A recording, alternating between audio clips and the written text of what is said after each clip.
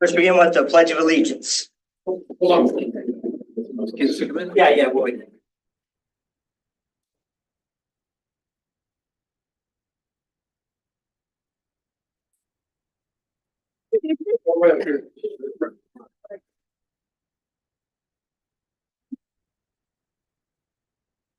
That's going to do great. Okay, it's on you. Start when you're ready. I pledge allegiance to the flag of the United States of America and to the republic for which it stands, one nation, under God, indivisible, with liberty and justice for all. Thank you. Good job, guys.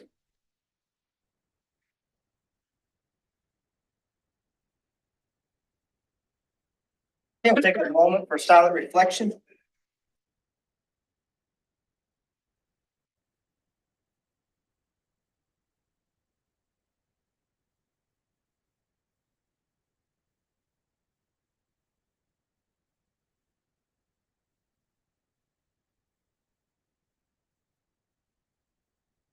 Thank you. Okay, item C, meetings to note. Board faculty meeting April 9th at 7:30 a.m. at Alta Brown Elementary School. 4 or more board members may be in attendance. Also, the Garden City Area Chamber of Commerce Annual Banquet, which is April 24th at 6 p.m. The Garden City Community College Conestoga Arena. 4 or more board members may be in attendance as well. On to item D, approval of agenda with the following amendments. D1, additional certified personnel actions for approval, item F3. And D2, add item, and K2, executive session, preliminary discussion relating to the acquisition of real property. Mr. President, I move to approve the meeting agenda as amended. Been moving second to approve agenda. Is there any discussion? All in favor, raise your left hand. Opposed, same. Motion carries. Item E, delegation and public comments. There is none. Okay. Move on to item E1, recognition of the Garden City High School girls and boys wrestling teams. Matt Byer, athletic director at Garden City High School.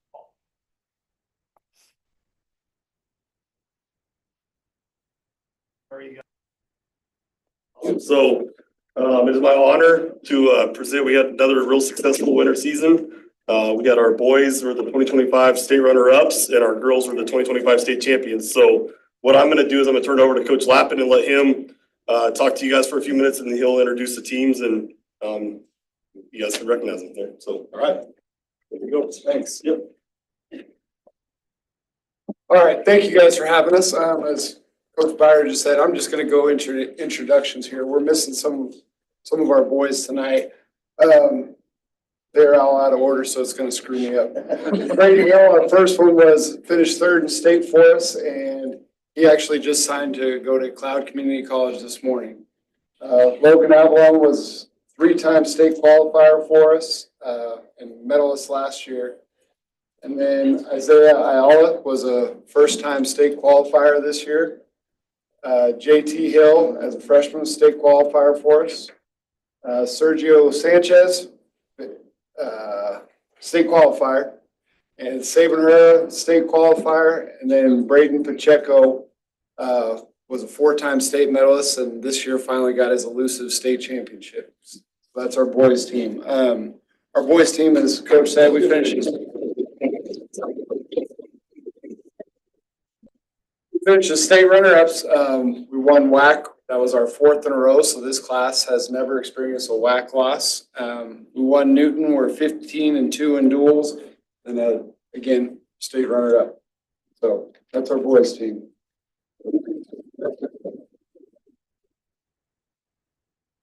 I want to go through so we can get the girls.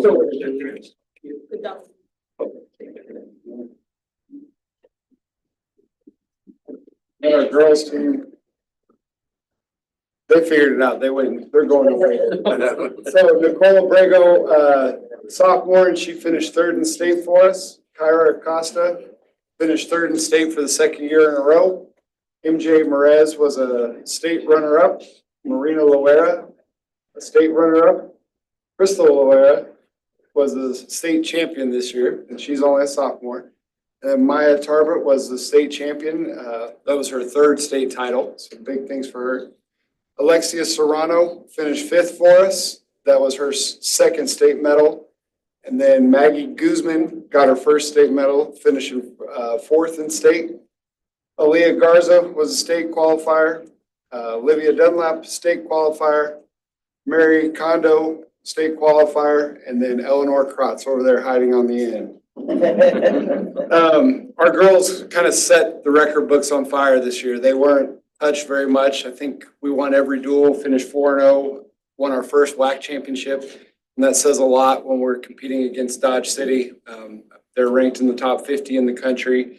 We beat them in a duel and beat them every tournament except one when we were missing some kids. And outside of that, they won everything they went to, down to Tulsa, the Kansas City Stampede, in regionals and state. And they also finished the season ranked number 9 in the country. That's our girls team.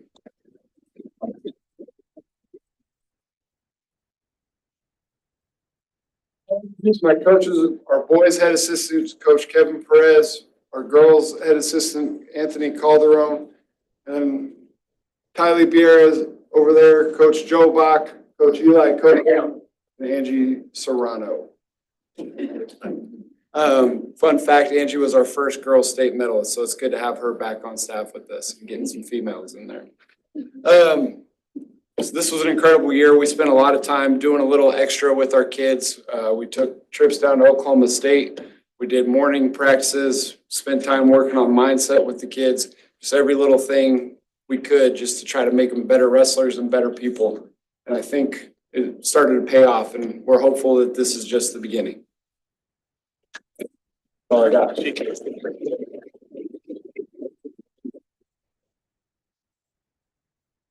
How many of you guys, how many are seniors? Our boys team will graduate 9 seniors off our starters, and our girls will only graduate 3. So there's a good possibility we could be even better next year. Good job. Once the boys go in. Congratulations. Congratulations. Congratulations. It's been a few more. Good job. Congratulations. Let's try to get it big too. After we shake our hands, get over here. Congratulations. Good job. Good job. Try to get. Slide over.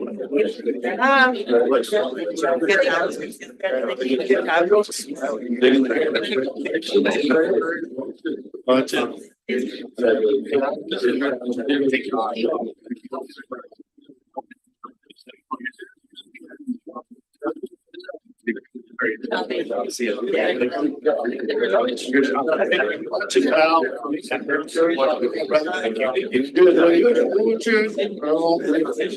let's get he's in the house. Congrats. We try to get. All right, ladies, do me a favor, y'all. Somebody's gonna have to take me on things forward, jump out here too, so we'll try to get with the rest of you.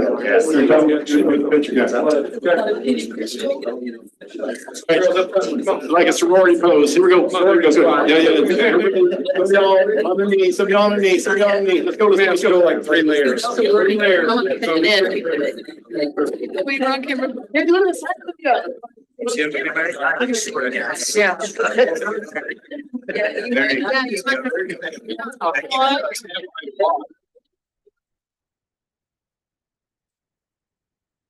Josh got him with the big mug. It's 1, 2, 3. Yeah, Josh, you might want to. All right.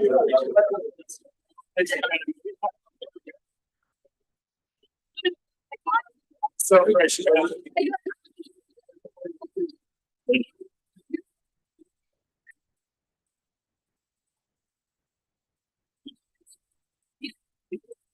Yeah, what?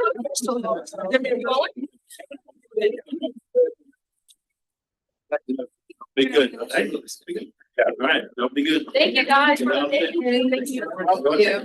Sure. Let's see it. Yeah.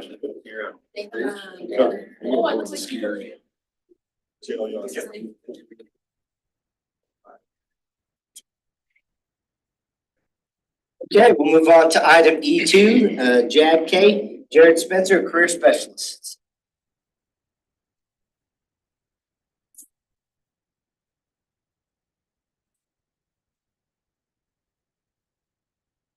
Right. Good evening, members of the board, and thank you for giving us the opportunity to speak with you today. My name is Natalie, and I am the regional manager here in Western Kansas for Jobs for America's Graduates Kansas, or JAG-K. For those of you who are not familiar with our organization, Jobs for America's Graduates is a national nonprofit organization that is committed to helping students achieve successful futures. We understand that a successful future can mean many things, and success is defined differently for each student. We give our students the opportunity to explore all different pathways, from secondary education, military service, or heading straight into the workforce. We focus on what we call the JAG Advantage, which is comprised of the 3 pillars of JAG: trauma-informed care, project-based learning, and employer engagement. Our trauma-informed care techniques are focused on creating a safe, stable classroom environment. Many of our students come from difficult backgrounds, so we strive to create a supportive environment for them to thrive. Our project-based learning practices give our students hands-on projects with student voice and choice to help them master the 37 core JAG competencies. We want our students to invest in the lessons, giving them ownership of their choice in projects. And finally, we work hard to provide meaningful engagements with local employers and organizations to help students find their path after high school. We dive into learning about careers they already know that they want to pursue, explore careers that they didn't know existed, and research careers that they didn't think were attainable at first. We give them the opportunity to learn and support them in carving their path after they leave high school. We also focus on real-world scenarios and perfecting those desirable soft skills that employers time and again say that they want to see more of. Financial literacy, like building a budget and learning how taxes work, employability skills like creating a resume and how to communicate professionally, and character development, like how to effectively work in a team and developing healthy concepts for work, life, and home, are all competencies that are covered in JAG. How I like to put it, it's the class that we all wish we had in high school. I have provided you all with your district report. Another thing that sets JAG apart from other programs is our 12-month follow-up program. When students leave high school, our career specialists like Jared here guide and mentor our graduates for a full year after high school, acting as a free life coach and cheerleader. They help them navigate the waters of the real world, provide guidance, and support them on their path to success. Our performance outcomes that you see on the report here are called the 6 of 6, and this is how we measure success in JAG. We also look at reducing barriers to success like chronic absenteeism, defined as missing 10 or more days in a school year. Statistically, being in JAG has shown to help decrease the number of absent days by teaching the students the importance of showing up to school and demonstrating commitment for their future. The report before you shows the numbers that we have for our latest completed follow-up group, those who graduated in 2023. After looking at the performance outcomes for our students who graduated in 2024, which will be completed at the end of next month, I am proud to say that both programs, Garden City High School and Garden City Achieve, are on track to receive the 6 of 6 award, meaning that they met or exceeded all of the performance outcomes set by JAG National. All of this to say, thank you. Thank you for your continued support of the program and for providing us the opportunity to speak about this amazing organization. As we continue to grow and hopefully add more programs in the future to Garden City, we hope that you will support our mission that every student deserves a successful future. Thank you. And just to add a little bit more to what she had, again, I'm Jared Spencer. Many of you know who I am. This is my second year as a JAG career specialist. It's been a lot of fun being in the high school and having that opportunity to do that. And so I do thank you for keeping that program afloat there at the high school.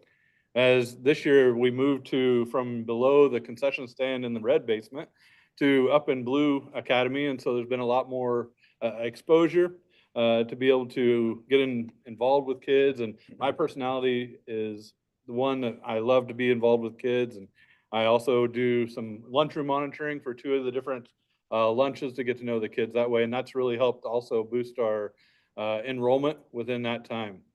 We've had over about 65 kids within the program over the past 2 semesters this year. And that is up from last year.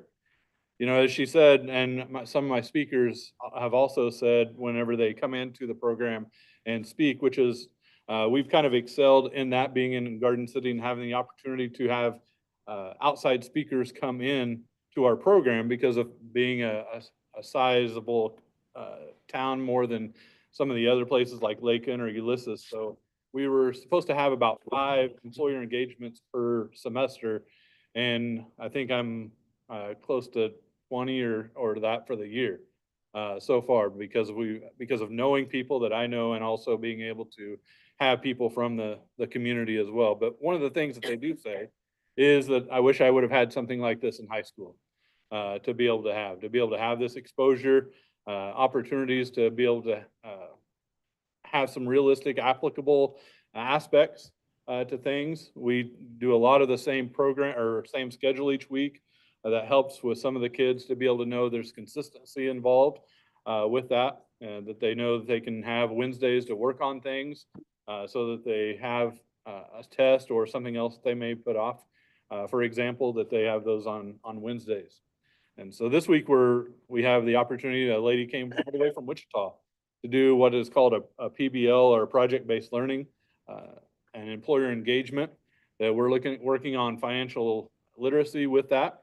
That's one of the 3 sides of ours, is financial literacy. So it really fits in with the new curriculum. I know we have financial literacy as a class, but we do emphasize that within JAG as well, and have been since its beginning, basically. But she is a real estate person from Wichita, and so she's doing actually 4 different days of financial literacy. Today we talked about loans and autos, and they got to pick their car and how much they wanted. I think the most expensive car that somebody decided they thought they were going to be able to afford was $92,000. I think the least was maybe in the $11,000, but somewhere in there. They've got a rude awakening when they found out what that payment was for a $92,000 car, even with putting about $6,000 down, which within that. But it is something that I really enjoy having, an opportunity to encourage the kids, mentor the kids. I just talked to one of my kids that I had follow up with, and she was saying we follow up for a year. He works at Walmart, and he was saying, I said, yeah, I only have, about a month left. He goes, oh, really? I said, well, you can text me anytime. But he just enjoys that from last year, that opportunity for me to connect with him on a monthly basis. So it is a lot of fun, and I hope we keep it around for many years, regardless of if I'm a career specialist or not. Any questions from anyone? How's this, is this funded by? It's TANF grant and private grant. It's a statewide, a state, it's based out of Topeka is where our president is at. And each, as you know, each school also puts in, there's a certain amount to keep it going within the school, yeah. But we have I don't know the data on how many private, but I think it's about half and half, close to half and half. I think it's Statewide. similar, yeah. So we have a lot of grant funders in like Honeywell, John Deere, even Taco Bell. We have a lot of really great grant funders. And then we do have the TANF grants, which is funded through DCF. And then we also ADM, I think, is one of our other bigger. And the governor is a big proponent of JAG, and so we were just approved in the budget and just a couple weeks ago. So, and it's very well bipartisan. It was started in about over 40 years ago in Maryland, and then just kind of spread throughout the United States over the last 40 years. And I will say, so JAG is a national nonprofit organization. There are 39 state affiliates. JAG Kansas has been around. This is our 12th year.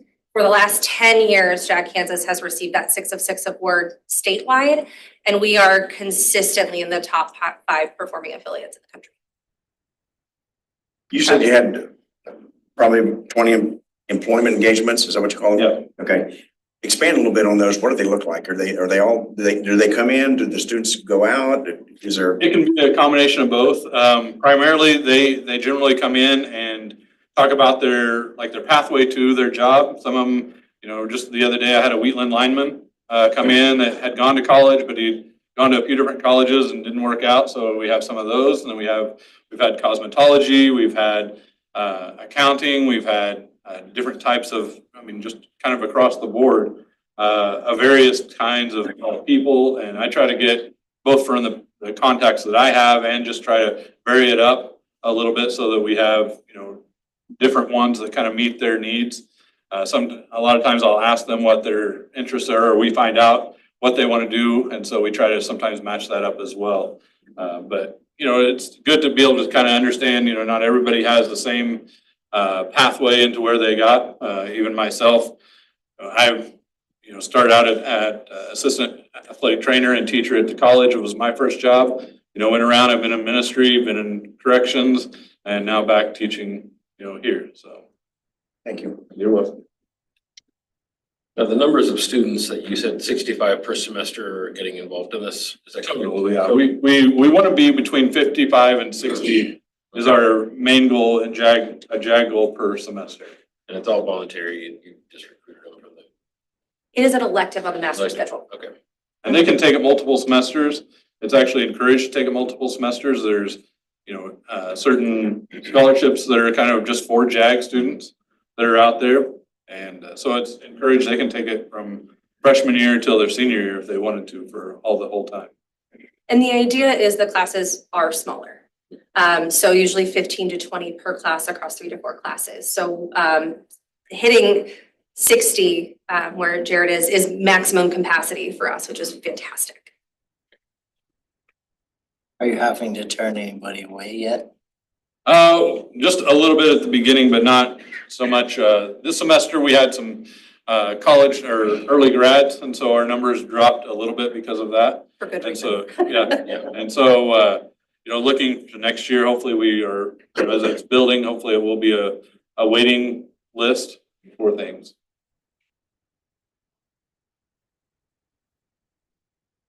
Any other questions? All right, outstanding. Thank you. Thank you. Thank you for what you do.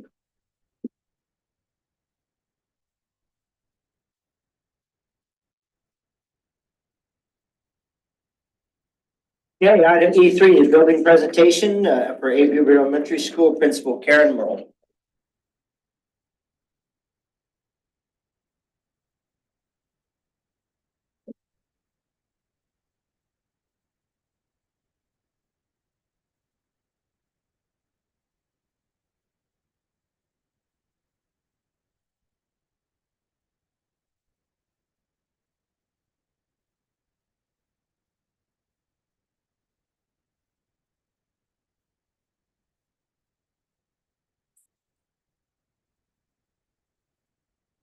Here's the clicker. Switch over. Okay, there it is. No, just.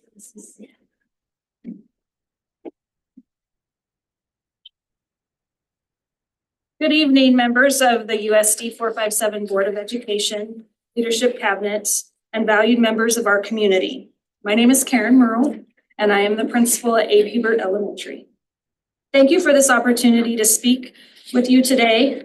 This year, our theme has centered around sports. One school, one team, one dream. And like all great sports teams, A. Hubert has had much to celebrate, as well as some areas where we continue to grow and learn. As we stand at the end of our season and are looking to the end of our academic season, I'd like to offer you a report on the state of our school.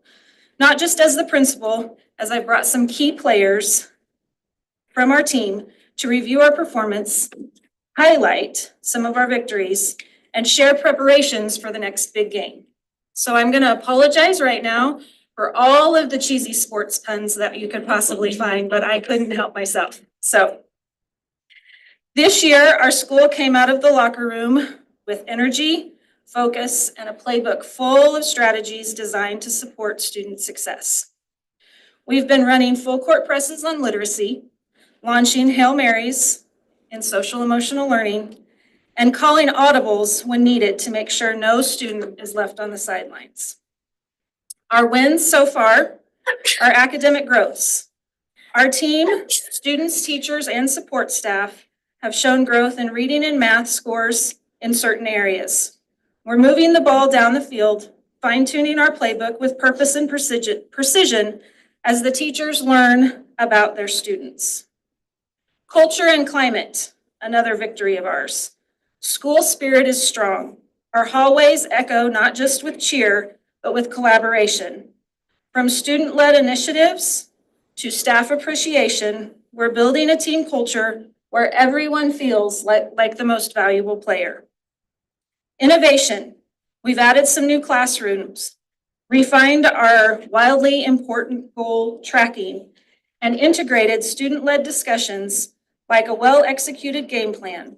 Our students are more engaged than ever, and they're gaining the skills to play and win in the game of life.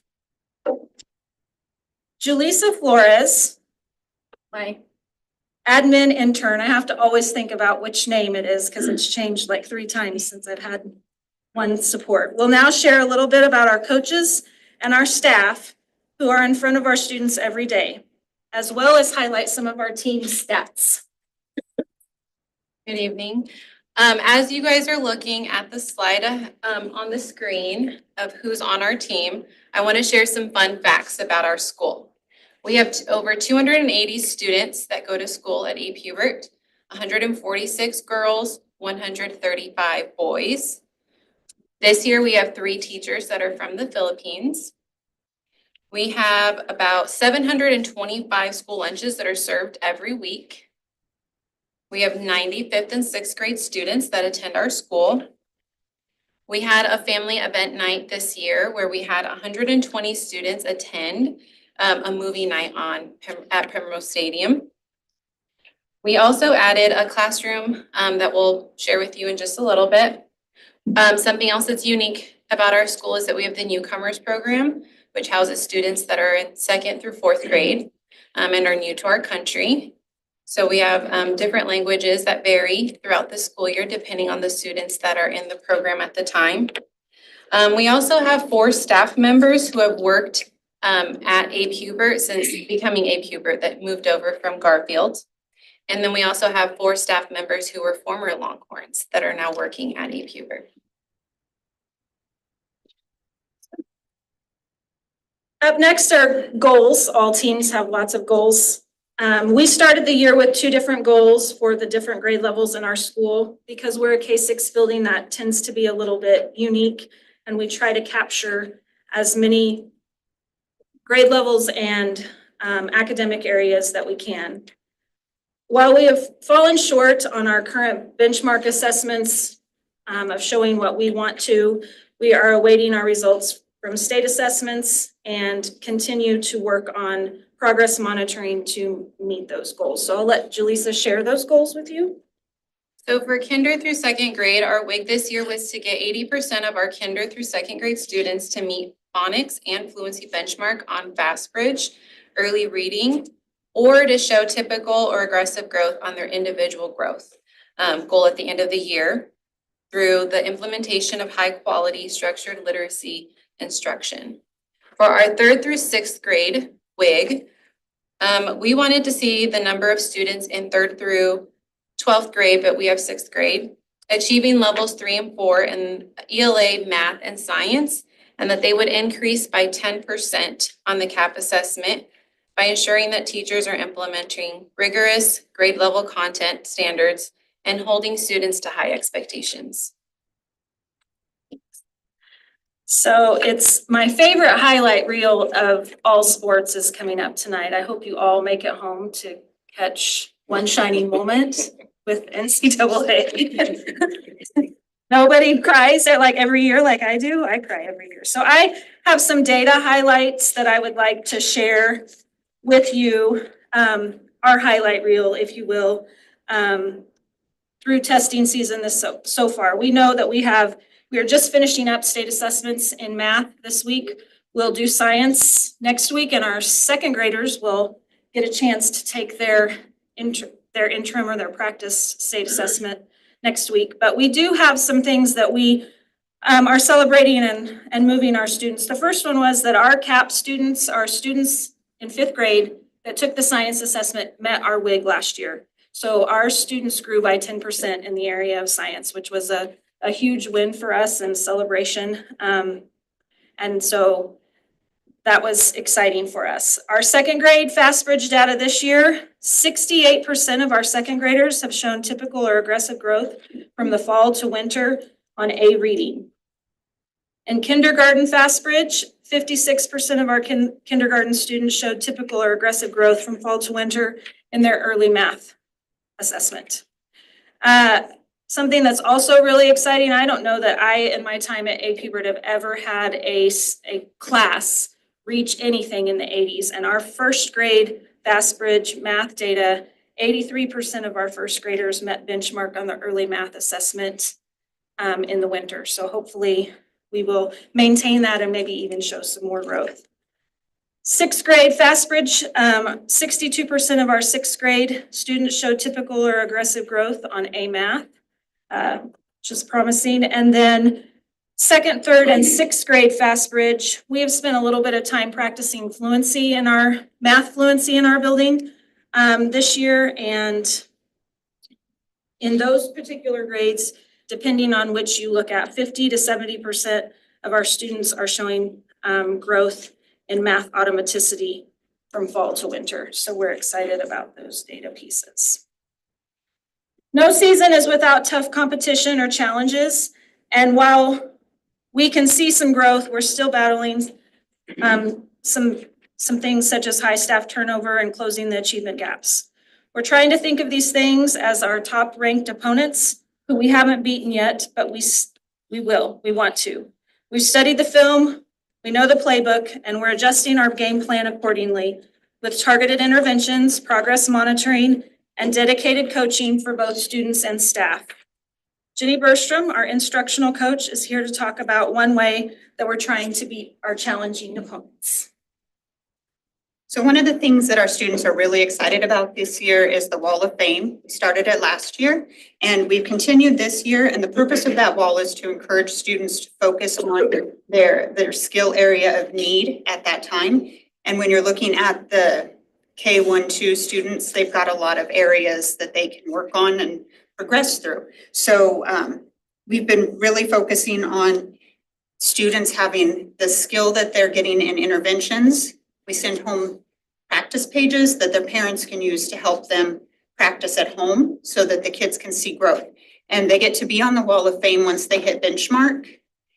We started that in the winter, and then the students, if they hit benchmark during progress monitoring, then they can add a star to their name. And then if they pass one skill, we might move them to a different skill. They get another opportunity to get another star. And the kids love it because every 2 weeks, if they got on the wall in those 2 weeks, they get to celebrate with the principals. So it's really encouraged our little kids to look at what their areas of need are and focus on them in both reading and math and get parents on board so that the parents are helping at home to support what their kids are doing. Next up is the transfer portal. I'm not sure what side of the coin you're on when you think about the transfer portal and what it's done to college sports. But this January, we dialed up USD 457's transfer portal to do a little shuffling and transfer to open up a classroom that was needed in the district. Emily Arlano and Heidi Cundiff, teachers in the Rainbow Bridge Room, are here to talk about the room made possible with the district transfer portal and the efforts of several departments district-wide to make that happen.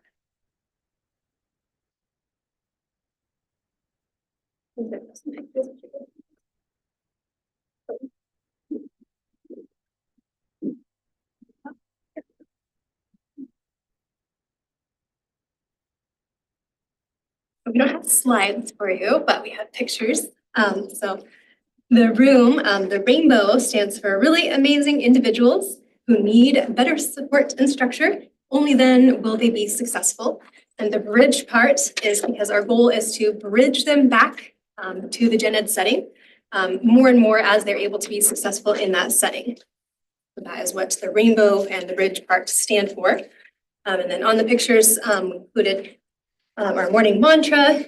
So it has different little positive sayings that we go through with the kids every morning, just to encourage them to get their brains and their hearts thinking positively, to start our morning off on a good start.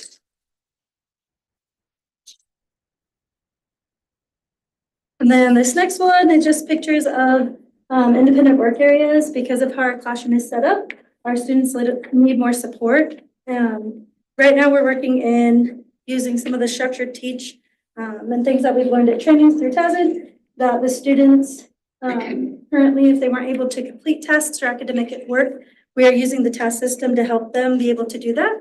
So as the student we start kind of with games and things that they like to do and put them in the bins to teach them how the system works.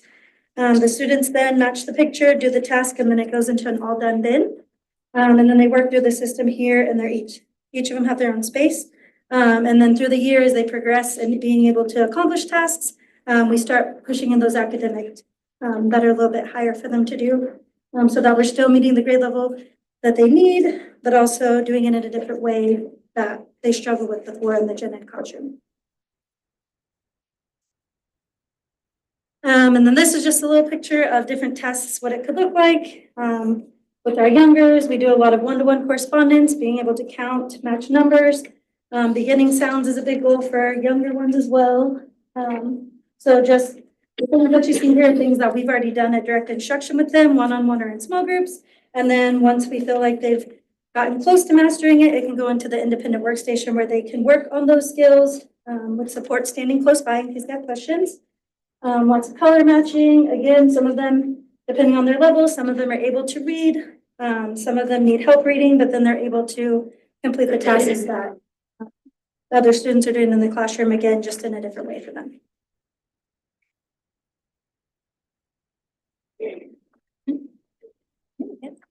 The classroom also has a lot more flexible areas than a traditional gen ed classroom.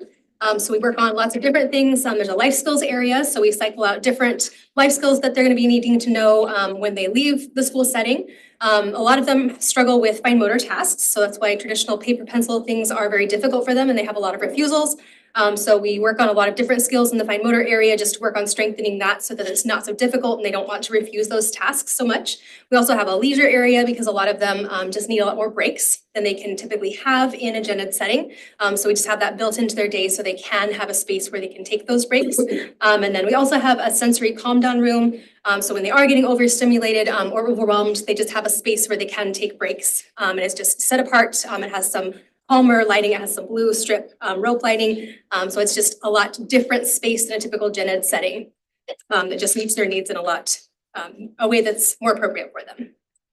And then another thing that makes our room special is all of our students do have their own individualized schedule. So the schedules help them see what is happening throughout their day. It also kind of takes away that anxiety of wondering, oh, when am I done with my day or when do I get to go to lunch? That's all here for them. The students have gotten really good at being able to manipulate their schedule. So we do use a first then card over here. So they can look at it and see their whole day, but then also when it's closed, they see their first and then their next thing that they're going to. And it's helping them become a lot more independent with the things that they need to go to. We can also track behaviors and kind of see what areas they struggle to go to and how to help them kind of talk through when those times come. Kind of remember, we're going to this place, let's, keep those rules in our head.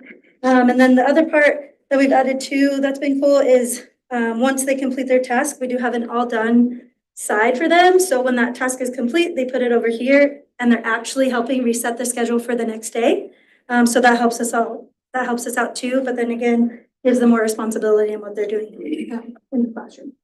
And then this one on the side, you can't see it very well, but it is little tokens. Every single day they get to come in, and depending on how many tokens they earn, they get a prize at the end of the day for whatever bin they earn. So kind of just a motivator for them to keep making good choices and completing those tasks, even if they're not wanting to go to the different work stations throughout the day, reminding them that they have an incentive to keep trying their best with the little tokens, and the prize has really been beneficial for them.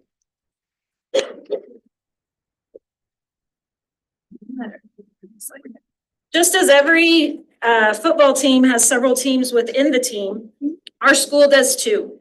One of our teams that is new to our building this year is the Student Lighthouse team led by second grade teacher Madison Ayala. So I'll let them take the floor.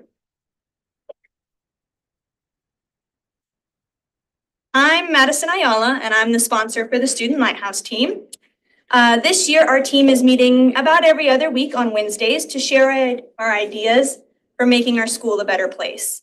As a team, we have an academic goal, a culture goal, and a community goal. We have completed 2 of our goals so far, and we're currently working on our academic goal. So far, we have participated in the GCHS Homecoming Parade. We held a community blood drive, and we raised funds to create an indoor recess area for our younger students. I brought most of our Student Lighthouse team. And I'm gonna have Nehemiah share a little bit more about our indoor play area that we built. The indoor play area that we built was to help little kids, because usually when we had indoor recess, it would be a problem because we would have to split the gym. And the older kids would like kick the ball and they could hurt the little kids. But instead of doing that, we did a fundraiser to help us create our indoor play area for the little kids. It is K through 3rd, and all the little kids could go play there for like, it's not a bother with all the other students and they don't get hurt. Another special team in our building are the action teams set up through the Leader in Me framework. 6th grade teacher Rocio Garcia, who is a member of our building leadership team, and the leader of the culture action team will share a little bit about our action teams. All right, so my name is Rocio Garcia and I help lead the culture team at AP Hubert. A couple things that we've done is create an school-wide emotional bank account where classes are buddied up and they send notes to each other each month and they participate in buddy activities. Another thing that we've done is every month we have an assembly that focuses on one of the 5 paradigms of Leader in Me. These assemblies are led by students. The students not only present, but they also participate in games during the assembly, and they help make the videos that we present at the assemblies. And then we also invite community members to come and share based on the paradigm that we are covering. We can think of no better way to end our presentation than with a player meet and greet. We have several of our students or our players on hand who are here to share their playbooks or their portfolios with you.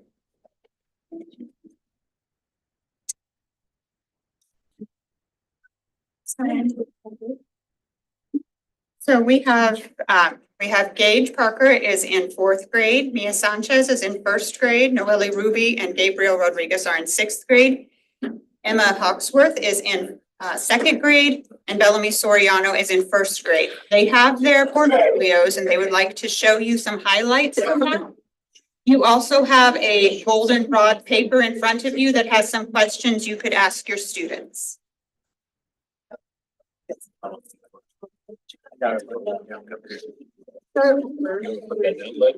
Make it easier for you. So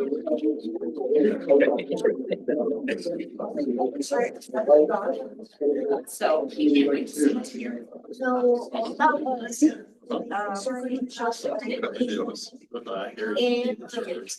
the holidays I celebrate are the areas are That's awesome. Right, frequent element plan model is a learning game. So circle for you 5 and the options for reading at home.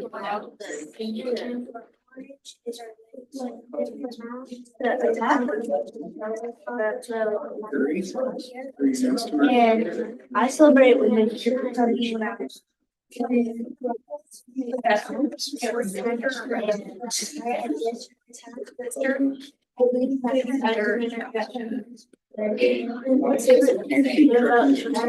Things that motivate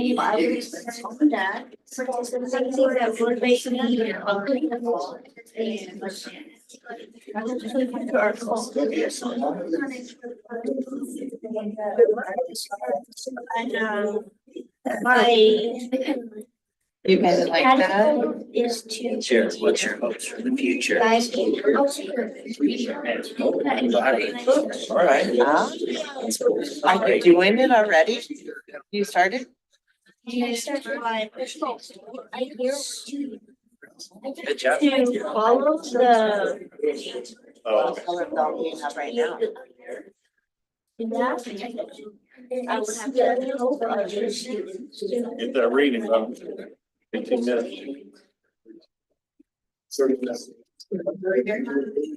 It says so I get. Nine, I want to. The big cereal. Dark. So I avoid ice cream cereal. I love it if you made that robot. Spreadsheets. My reading data is. So are these ribbons that you color in, or these different achievements that you've done? What are those? Monitor technology. You understand your work. What do you do? Even three. So you have three different, but you like. What's your favorite? What's that?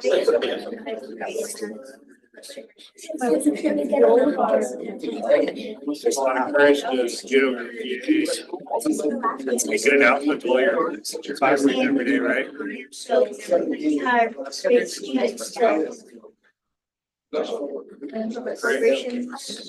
pretty energetic. Yeah. So you did a good job. Interesting. What's your favorite subject? Artists like other like Dr.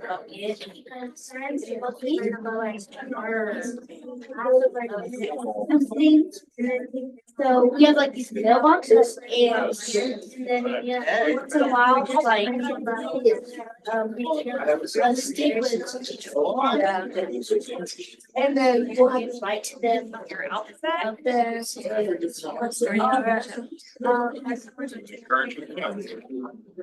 Do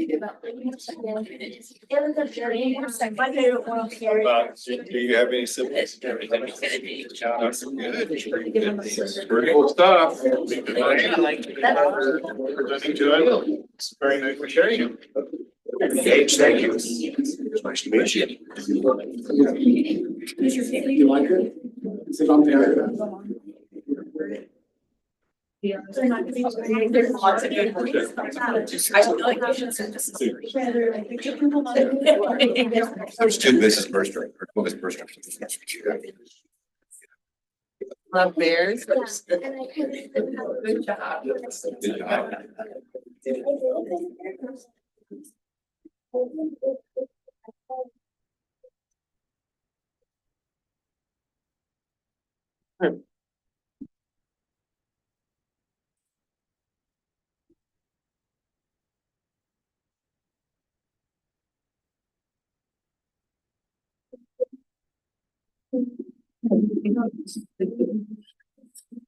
Thank you.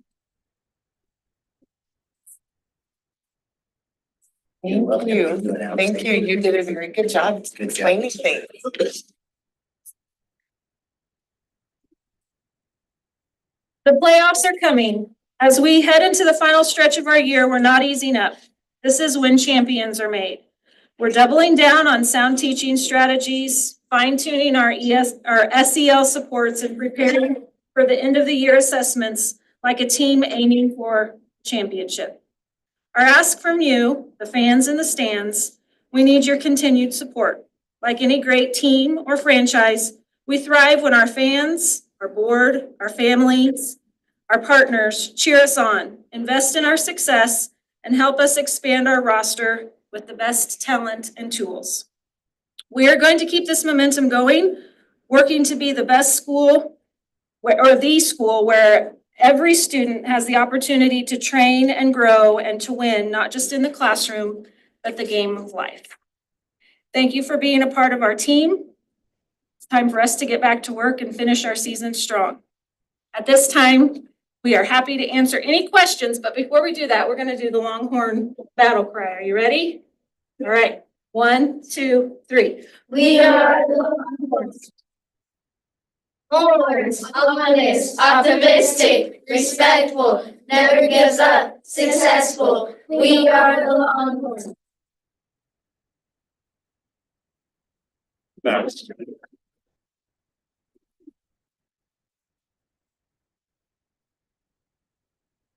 Do you have any questions for us? I have a couple questions about the Rainbow Bridge Room. Okay.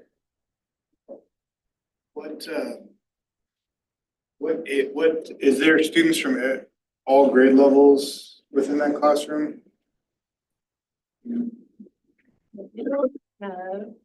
Kinder, second and third is what we have right now. Okay, and it's new for this semester? Yes, we started in January. How is, like what that classroom, is it, how does it compare and like what is in that classroom compared to like the rise room, leaf room, the behavior classrooms, those sorts of other things we have in the district? You guys want to answer that or?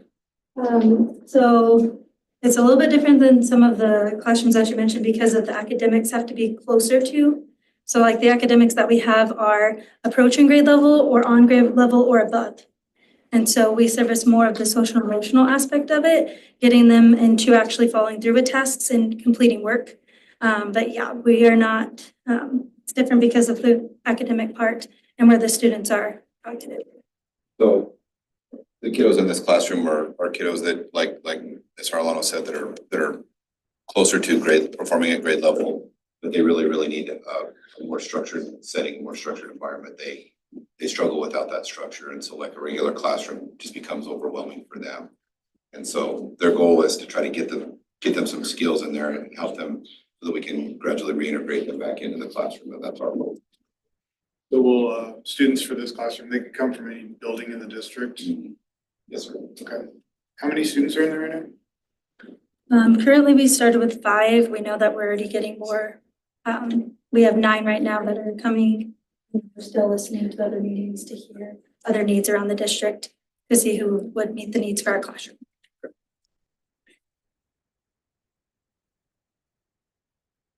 Other questions? Outstanding. Thank you Great very job. much. Good job, guys. Thank you.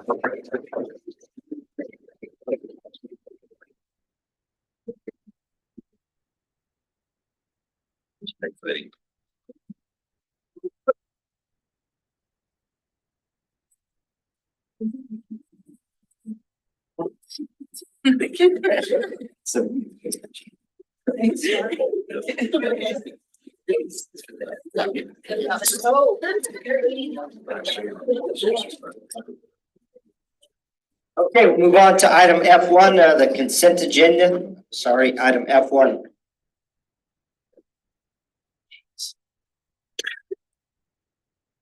Mr. President, I move to approve the consent agenda as amended. I'll second. Moving second, any discussion? All in favor, raise your hand. Opposed, same. Motion carries.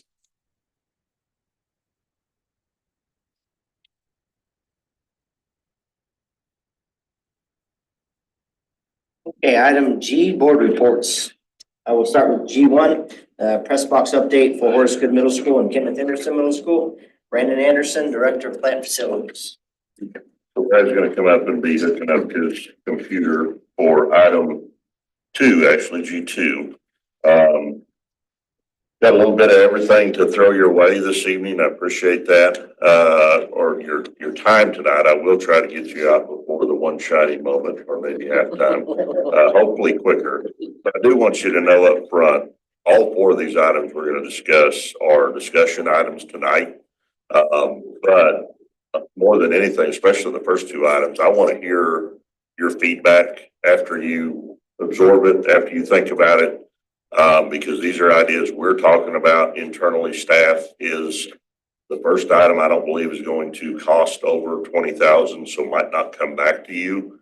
But I want your feedback because these aren't projects that we are dead set doing. However, we're in the process, especially with the first item, we're pretty far down the road. Second item, we're still brainstorming. So the first item on the agenda, though, is to talk about the press box update at Horace Good Middle School, and then add Kenneth Henderson Middle School in here as well. One of the first things, and when I went and toured Horace Good, Principal Springston mentioned that he was concerned about the press box on the north side. We went up and looked at it. I was concerned as well. We did have a structural engineer come out and look at it. It's basically in the state that it is probably needs to be condemned and not utilized. So we're at a crossroads where we can do one of two things. We can do some substantial upgrades to that press box, which could also trigger us to do some substantial upgrades to the ADA compliance on that entire north side. Or when we went and visited with Mr. Springston, one of his ideas was, how about we use the south press box for that?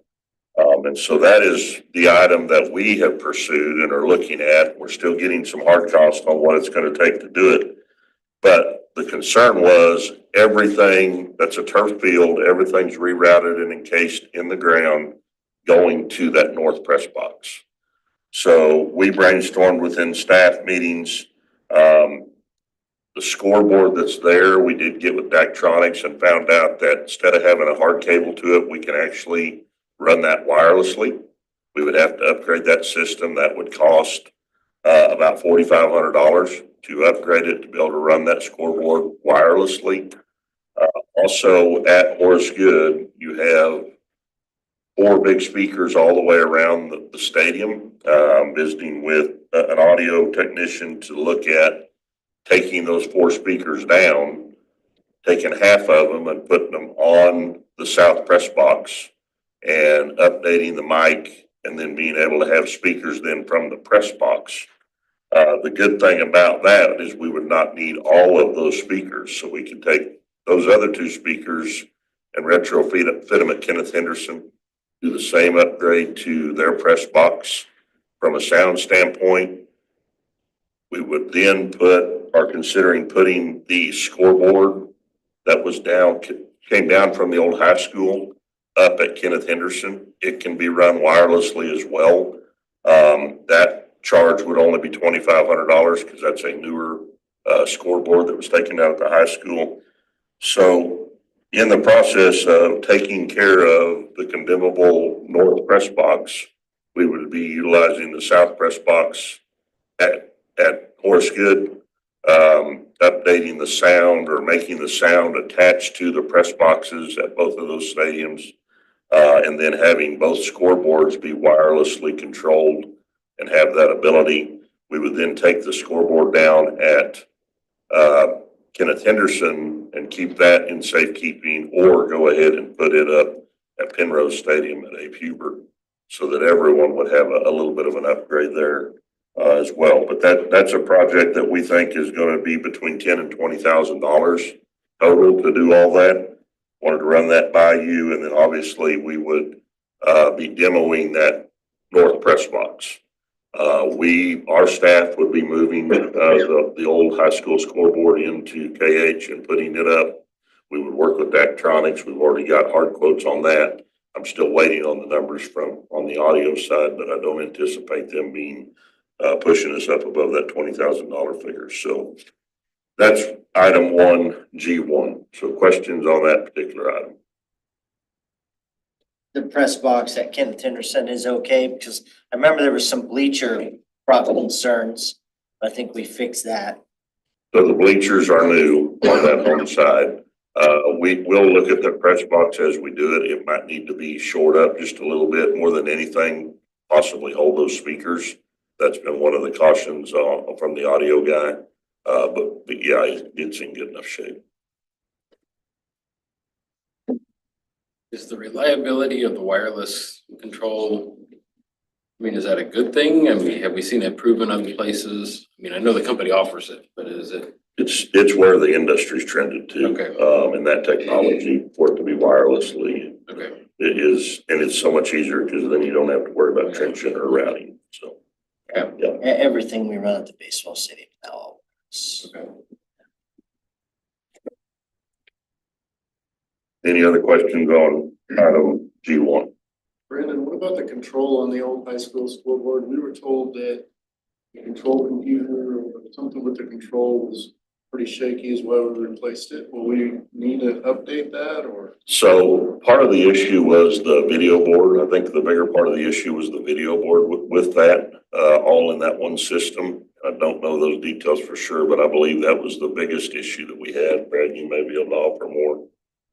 Yeah, so make sure you separate the scoreboard from the video board. They're gonna take the old scoreboard that was on the bottom of the high school, move it to KH. The video board piece. We're only using the scoreboard portion. Yeah. The horse good, the issue on the north side isn't with the grandstands, it's just with the press box that sits on the grandstands. Correct. The grandstands are fine. There are some ADA issues with the grandstand that ultimately, if we were to do some substantial upgrades, we would have to touch. And there's probably, I mean, visiting with Clark with GMCN, I think we would probably be okay, making some upgrades to and still being able to be ADA compliant, because he talked about offering a similar view. You could put a camera up there and then put a TV down by the sideline where a handicapped individual could sit and be able to see the same view from that to possibly get us by in being compliant. But there are some concerns on that North Stadium, more than just the press box, but the press box is the most pressing. I know we spent a ton of money and got a lot of work done to get the field in playable, safe condition at KH, so I think it's worthwhile to continue that. We spent all that money to make it nice, just keep making it better, so. Is the press box on the south side large enough for coaches and all during game time? Yeah, so it's just a bit smaller than the one we have at the high school. But it's very similar in size to the one we have at the high school. They don't have to do all the stuff that they do at the high school. It's a very, very high end one. I mean, it's a nice press box. It's seen very little use. But it's got 3 areas. I think it would be sufficient. And it was actually the AD and the principal, it was their idea, and they felt comfortable that would be sufficient. We use the lights in that stadium. We do from time to time, not a ton, but we will use them from time to time when it gets late in the season. Did you mention, I didn't hear you, but did you talk about the controls for the lights or how does that affect? So we haven't broached that, and that would probably have to stay under that set of the north set of stadiums, but we might be able to move the switch down.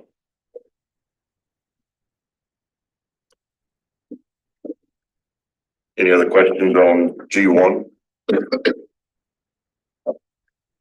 On item G2. So G2 is a bigger brainstorming effort. Brad's going to bring up a zoom in at the football stadium. Both these projects came about when we did our initial tours, and then over the Thanksgiving break, staff went and toured as well. Here at the tennis courts, between the 2 tennis courts on the right side is a vegetative landscape area. And then to the north of all of those tennis courts is a steep sloped area that has landscape going down the hill. There's a landscape area to the left side as well. And if you go up there and see, may or may not think it, but there's a lot of water that rushes down all of those tennis courts. And I think it actually comes to the concrete in between and rushes down that slope. If you go look at the slope, the erosion issue is the biggest concern that I've got. There's about 3 areas of heavy erosion where water goes rushing down, spills onto the next level, and ultimately it goes to the right and is supposed to collect in the drain. They're the Brad zooming in on. So you've got that area that we often have to clean out. We have already run a concrete apron on the right side here as he moves his cursor. right there. But if we still haven't addressed the water issue and erosion that goes north and the other part is also the landscaping issue. Landscape was put in 13 years ago. I don't know how often or vigilant we've been in making sure that stays trimmed back.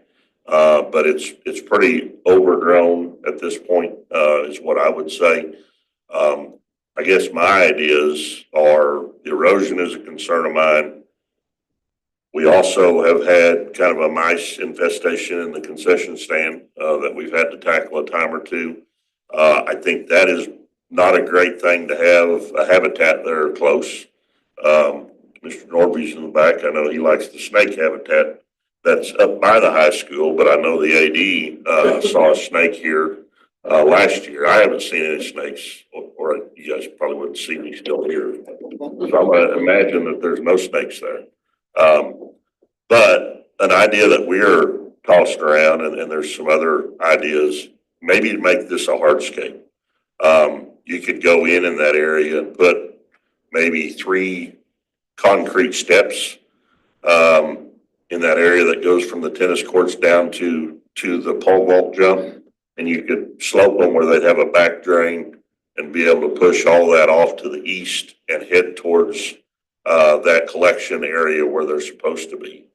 For the collection area, we've kind of been talking, actually, go ahead and pull up the top one in the middle one. Ken Kerr actually came across this and threw it to me, but it is an erosion sheet. Basically, it's a plastic sheet that you fill with concrete, and it creates an erosion barrier.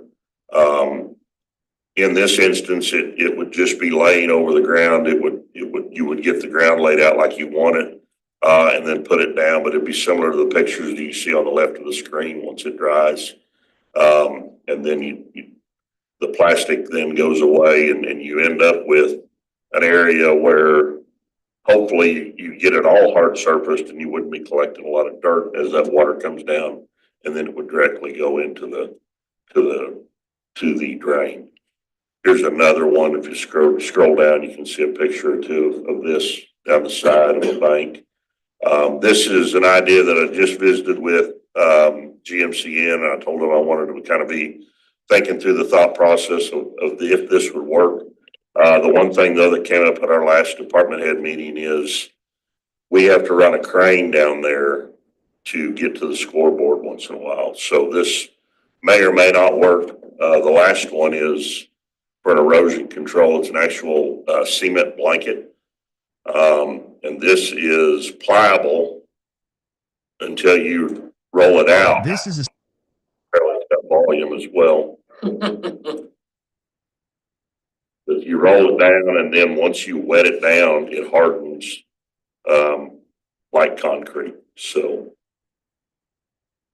those are ideas that are early in our thought process on what, and I'm thinking of that area down there by the collection and the drain on what we would do.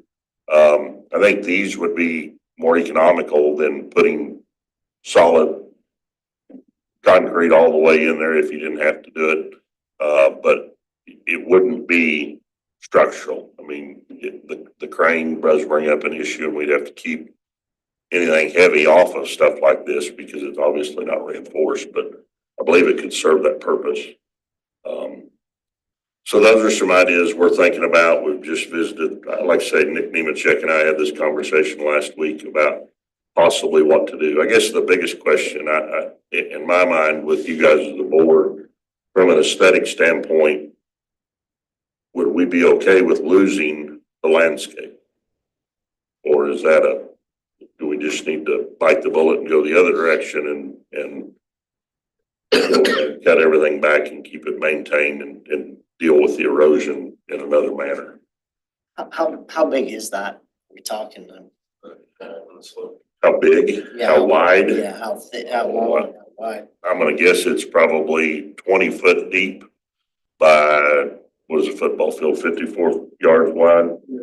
So it's probably. It's around 10,000 square feet. That's sitting south or north of the tennis course. So just a little back little backstory on this. Probably 8 years ago, the board approved to go in and stair step. If you guys have been up there, stair step where it's over the top, the green area over the top of the long jump, triple jump that's now pole vault. The problem we ran into then is we couldn't find anybody to do it. And so we tried for about 2 years to find somebody that would actually come in and do the actual landscaping to do the block and brickwork. And we just couldn't find anybody to do it. And then COVID hit and it just kind of went away because we had other priorities. But originally that was the plan after we figured out that the drainage was bad. And the problem, everything washes to the right side over there to the east, but we do get a lot of stuff washing down on the left side of what is now the pole vault triple jump area. And so that gets filled with mud and baked with mud and dirt and filled with water. So trying to figure out a way to keep the water out of that's always been problematic for us. Go in with like colored concrete too. These things. Yeah, you could dress it up and that's something we could take a look at. Simple and easy and long term. Yeah, I think concrete looks better than unmaintained landscaping. I guess aesthetically, I'm probably not in favor of seeing all that concreted, even if it is colored. I just don't think that's gonna look the best over time. I think, I mean, I would like to go kind of look at it myself, but I know I'm thinking more like a large rock, like kind of like a riprap or like what you'd see under a bridge abutments. You know how they rock those with larger rocks to keep it from eroding. Something of that sort may look better on there than just solid concrete or even stair stepped concrete. But again, I mean that's you would Like the rocks around Parrot Cove, like the big rocks. yeah, I'm thinking like 6 or 8 inch diameter rocks, something of that sort to just to fill that whole hillside in with. So the other thing too, and you bring up rocks, I guess my concern when you go to talking about anything that children can grab a hold of and chunk, makes me a little nervous. And we've got pea gravel all the way around the high school. Where maybe I hope to be looking at some ideas on how to handle that too. Inevitably, we seem to throw one of those rocks up on an annual basis and knock out a window on our side with staff. So How difficult is it to mitigate the drainage issues? Oh. Landscaping. Is that doable? we can look at what options there might be for that from an erosion control standpoint. I'm sure it would have to be some kind of a mat that would help slow that down. You might have to lose some of the concrete. Maybe you put a trough on the bottom side to catch it and shoot it to the right, like we were talking about. There still would be some dirt and debris that you'd have to deal with. Still brainstorming at this time, but it's just one of those things that every time I go, it's something I wished I had a solution to. But I don't. It's not one of those things. I don't want to go do that and then ask for your permission later. I kind of been enjoying this job, so I want to make sure that we are doing this as a team and have what's in the best interest of the district there. So happy to visit with any of you as follow up with this, or if you'd like to meet us up there and look at it. As long as more than 4 of you don't show up, I think that'd be fine. Any other questions on this particular item? Okay, item G3, Honeywell Energy Saving Project. So all of you, I think, are at different levels of knowledge on the Honeywell project that we have that's effective in the district, the lighting retrofit, as well as the sister schools, the VRF systems that were put in at those 5 campuses. And it was Cage part of this Just the lighting, I believe. The lighting, okay. But the best way we feel like was to get individuals from Honeywell here and stand in front of you, the sheet, you've got a sheet in front of you. But I'm gonna quit rambling. I'm gonna introduce Jordan Balali, close, Senior Account Executive, and Linda Kinney, who is the Advanced Systems Engineer, for their presentation. Thank you for having us out this evening. We're very happy to be meeting with you and talking about this exciting project. So again, as Brandon had mentioned here, we understand that there is varying levels of knowledge about the project. Some of you folks may not have been around when this Contract was executed, but just a brief summary for you. The district signed a contract with Honeywell back in April of 2022 to implement some energy efficiency and operational efficiency measures across your portfolio of buildings. The total price tag for that project back in 2022 was $17.7 million. A portion of that was funded by your ESSER funds. That was to the tune of about $3 million contributed from ESSER. There was some capital contribution from the district at that point in time for about $2.6 million. And then the rest of the project was funded through what we call energy savings performance contracting financing. So if you're not familiar with that model of procuring construction projects, essentially what it entails is Honeywell acts as essentially a design engineer, general contractor. We bring in a multitude of partners to implement any number of energy efficiency measures. The goal is for those measures to save you a minimum of 20% on your utility bills moving forward, and also introduce some operational efficiency savings as well.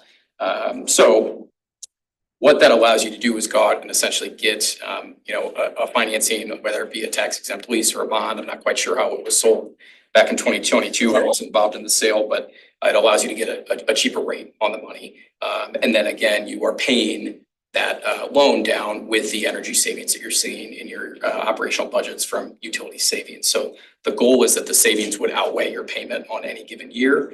And Honeywell guarantees those savings throughout the entire term of the contract. So let's say in year 5, all of a sudden your utility bills skyrocket and you're not hitting the savings that we're guaranteeing for you. We actually have to cut you a check for that shortfall. So that is the benefit of implementing a project like this through Honeywell rather than just a traditional bid and spec approach for construction projects. So to summarize, this project touched about 16 of your facilities, 5 of which were kind of the focus facilities. That's Bernadine Sitz, Charles Stones, Victor Ornelas, Ida Sherman, and Florence Wilson. All 5 of those buildings had the heavy HVAC improvements. Essentially what that entailed was demolishing your existing traditional 4-pipe HVAC system and implementing VRF systems from Samsung. Those are variable refrigerant flow. Happy to go through the litany of benefits that you get from those systems, but the long and short of it is you get energy efficiency and operational efficiency from those systems. It's the newest, latest, greatest technology for HVAC. In addition to the HVAC improvements at those 5 buildings, you did have lighting upgrades at 14 facilities. So that, traditionally entails replacing your existing lights with LED lights and then implementing some lighting controls for occupancy sensors, daylight harvesting, stuff like that, again, to drive additional energy savings. And then the third item would be upgrades to your building management system. And that was specifically focused on those 5 facilities where we did some HVAC work. So with that building management system, your facilities team should have better visibility to what's going on in your buildings. I mentioned guaranteed energy savings. As part of our program, we actually do post-install measurement and verification. So that's what Siglinda's team is responsible for. She is our measurement verification specialist for Garden City. And with your contract, you have a 20-year guarantee. So the school district is actually cutting a check to Honeywell for each year of that guarantee for Siglinda's team to perform measurement verification services and make sure that you are getting the savings that we guaranteed for you. And with that, we deliver performance year reports each year. As far as the energy savings, that's pretty straightforward. You see a reduction in whether it be your electric bill or your natural gas bill. For some of the operational savings that we guaranteed, that included material cost avoidance for replacing lighting lamps and ballasts. When you upgrade to LED, you have to change that stuff out less frequently than you would with traditional lighting equipment. So you have some material savings there. There was also some labor and material savings that we'd identified for the HVAC improvements because you're gonna have components that are failing less often. You don't have to send the team out as often to make repairs. All said and done, the energy savings that you should be seeing in performance year one is in excess of $230,000. The operational savings in performance year one should be in excess of $183,000. And if you take that across the entire 20-year period, the guaranteed energy and operational savings combined is in excess of $11.7 million. So that contributes quite a good chunk of the funding to this project. The goal for the district at that point in time was to have a budget neutral project that didn't necessarily generate additional cash flow, but allowed you to tackle as many of these projects as you possibly could without having to increase your yearly budgets. That's about all I had for my portion. So I will kick it over to Siglinda to talk a little bit about the building modeling report and the post-install conditions report that were very recently submitted to the district. And then she can talk a little bit about what's next as far as measurement verification milestones and how often you'll be hanging out with her. Hello, everybody. Well, so the post-install conditions report, which you've all hopefully seen electronically, was where we went through all of the work that was done in most labor intensively, going through the line by line to make sure that the lighting scope as installed matched the savings that was originally calculated, and putting that all together and calculating over the span of time that the installation was taking place, how much was the savings during that period. So that was over and above the savings that Jordan was just mentioning. And we were very conservative in those numbers as well. We didn't actually even look at what the operational savings would be during that period. We were only looking at the energy savings. And so that 12-month period from when the lighting was completed until all of the HVAC and everything was completed comprises the majority of that savings. And the report showed $142,000 savings in electricity, primarily from the lighting during that period. Maybe explain that a little bit further. So traditionally, we don't start the clock for performance year one until all of the projects are completed, commissioned, and everything's ready to go. But for something like lighting, where you can run into a room real quick, get all that upgraded while all the HVAC work may take weeks or months to complete, you're noticing those lighting savings immediately. So we call that your initial construction period savings. And the number that you see in front of you was to the tune of $142,000 of construction period savings that weren't already included in your guarantee. That was just a little bit extra off the top. That's right. Yep, there you go. That's right. As part of that post-installation conditions report, we were asked to work with the building modeling contractor at Icon, who was a contractor that was already engaged with the district. And he generated models for the buildings that had the intensive HVAC upgrades, with the idea being for you to have a solid electronic version to model that building's energy usage going forward. Unfortunately, after 3 iterations and many months of back and forth with them, I think the variable refrigerant volume systems are a little bit complicated, and we're separating the ventilation from the heating. And the models still didn't look convincing to our engineering minds. Looking at it, it showed, for example, in 2 of the buildings that the gas consumption would actually be increasing. We said, well, we know that's not right because we've just removed a bunch of gas consuming equipment. So we decided to make sure that we validated those models with the actual utility bills. So we requested and analyzed 2024's utility bills, and were able to put all of the comparisons between the models, the savings calculations that Honeywell had put together, and the actual from the bills. And so that's what's in that other report that came at the same time as the post-installation conditions report. The measurement verification period, I know there were some people who were asking, why it started when it did. So the general procedure would be to take the last project acceptance date, which in this case was the end of the HVC project.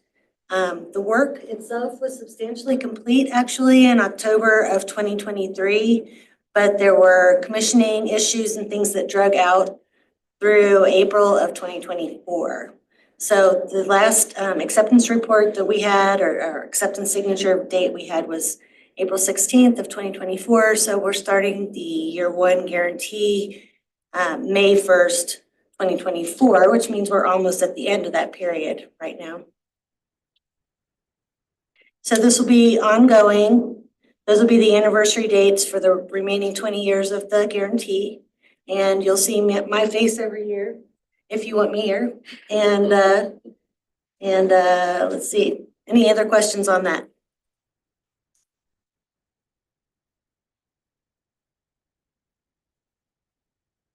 I think the one thing I might add, I know Brandon's getting ready to talk long-range planning. So if any of these projects that he's going to be speaking to in his presentation have a deficit for funding, if there is a struggle to come up with funding for some of these high priority items, we'd be more than happy to look at a second phase. As part of that process, getting this first project started, we always offer to our customers free, no cost, no commitment, no risk audits. That involves our team and a few engineers coming out to the site, taking a look at the buildings you want us to take a look at, analyzing your utility bills and figuring out if there is a potential self-funding project there. It's not always the case. Some of these needs that your district might have might be more capitally intensive than the savings that they would provide. But again, it doesn't hurt to take a look. So I encourage you to continue to leverage us as a resource. We are here to be your long-term partner for these projects. So I want you to feel comfortable reaching out to us if you have any questions about stuff that you're working on or identify any challenges in your funding. So you do have Siglinda's contact information on there because she will be your main point of contact throughout this M&V period. But I'm your local point of contact from the sales team. So should there be anything that you need, whether it be M&V, something not working correctly, or you just quite frankly can't get a hold of the person you need to get a hold of, please reach out to me. I'll give you guys some business cards after we finish here. And for the folks that weren't involved in the development of the initial contract, if you ever want to do like a mini workshop on how the savings were calculated or any of that, I'm the person you'd reach out to. I'll set that up with you. So you mentioned guaranteed savings of about 11.7 million over 20 years. And you also mentioned if energy savings aren't met, that Honeywell makes up the difference. Is that evaluated and paid if needed annually or at the end of the 20-year period? It's evaluated annually, but for example, if you had let's say you had excess savings year 1 through 3 to the tune of $10,000 each year. If there was a $40,000 shortfall in year 4, we would only need to cut you a check for 10 grand, the difference. So it's looking at the total term, making sure that we're hitting that number, but it's evaluated on a yearly basis. You look at it annually, but you look at the accumulation. Yes. To that point in time. Yes. So the same example would be true. Let's say if year 1, you had a significant shortfall, but then in years 2 through 20, we were exceeding it.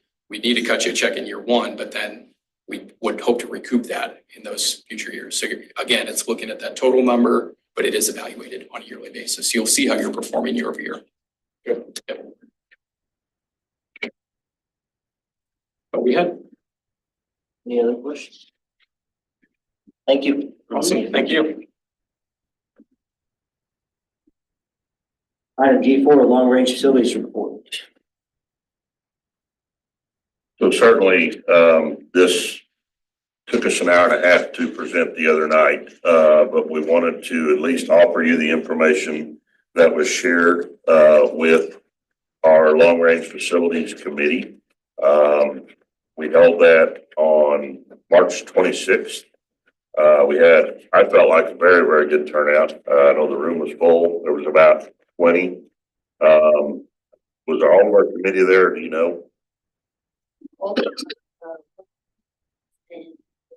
think you're right. So good turnout. The presentation that I gave, and I think Brad's going to pull it up, was on here. And kind of at your pleasure, but I was going to just go through the presentation, You've got the list of each area, broke it out by area instead of offering one that had everything in it. And I will tell you that we got some feedback in this particular meeting where I want to go back and look at roofing and possibly some HVAC projects. Garfield was moved up. It was the next roof on the project. So it was brought up at the end of the meeting that you don't have a roof on the plan for next year because we moved Garfield up. So I think there may be the ability to possibly move Garfield's HVAC down and move possibly VO's roof up.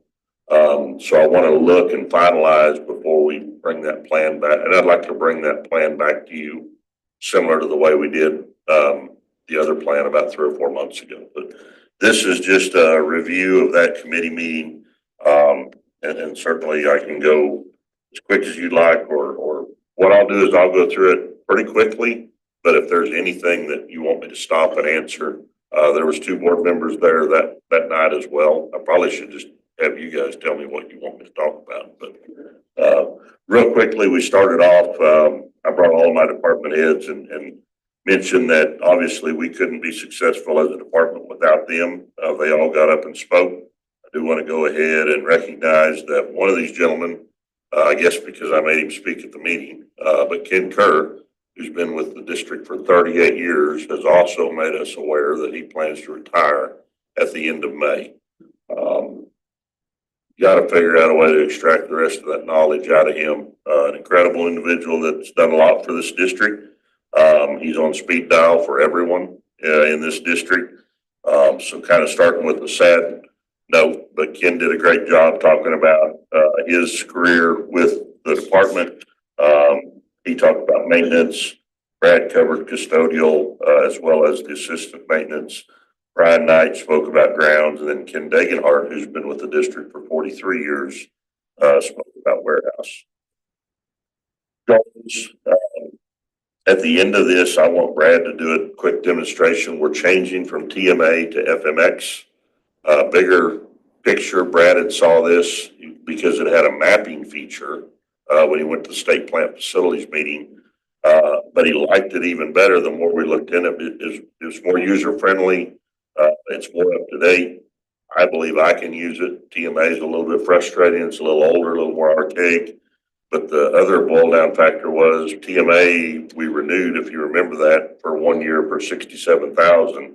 FMX is going to cost us about $12,000 on an annual basis. So I want Brad, as we end this, to do a quick presentation on FMX.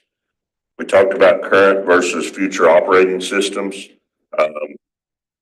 Having Honeywell here tonight, I think Honeywell has a program. Another group, CNC, has a program where you put all of your system under one umbrella. Right now, we're under about 7 different ways to get in and access our systems. So I think it might be beneficial, especially losing the knowledge that we're losing with Ken, to look at the affordability of something like that district-wide.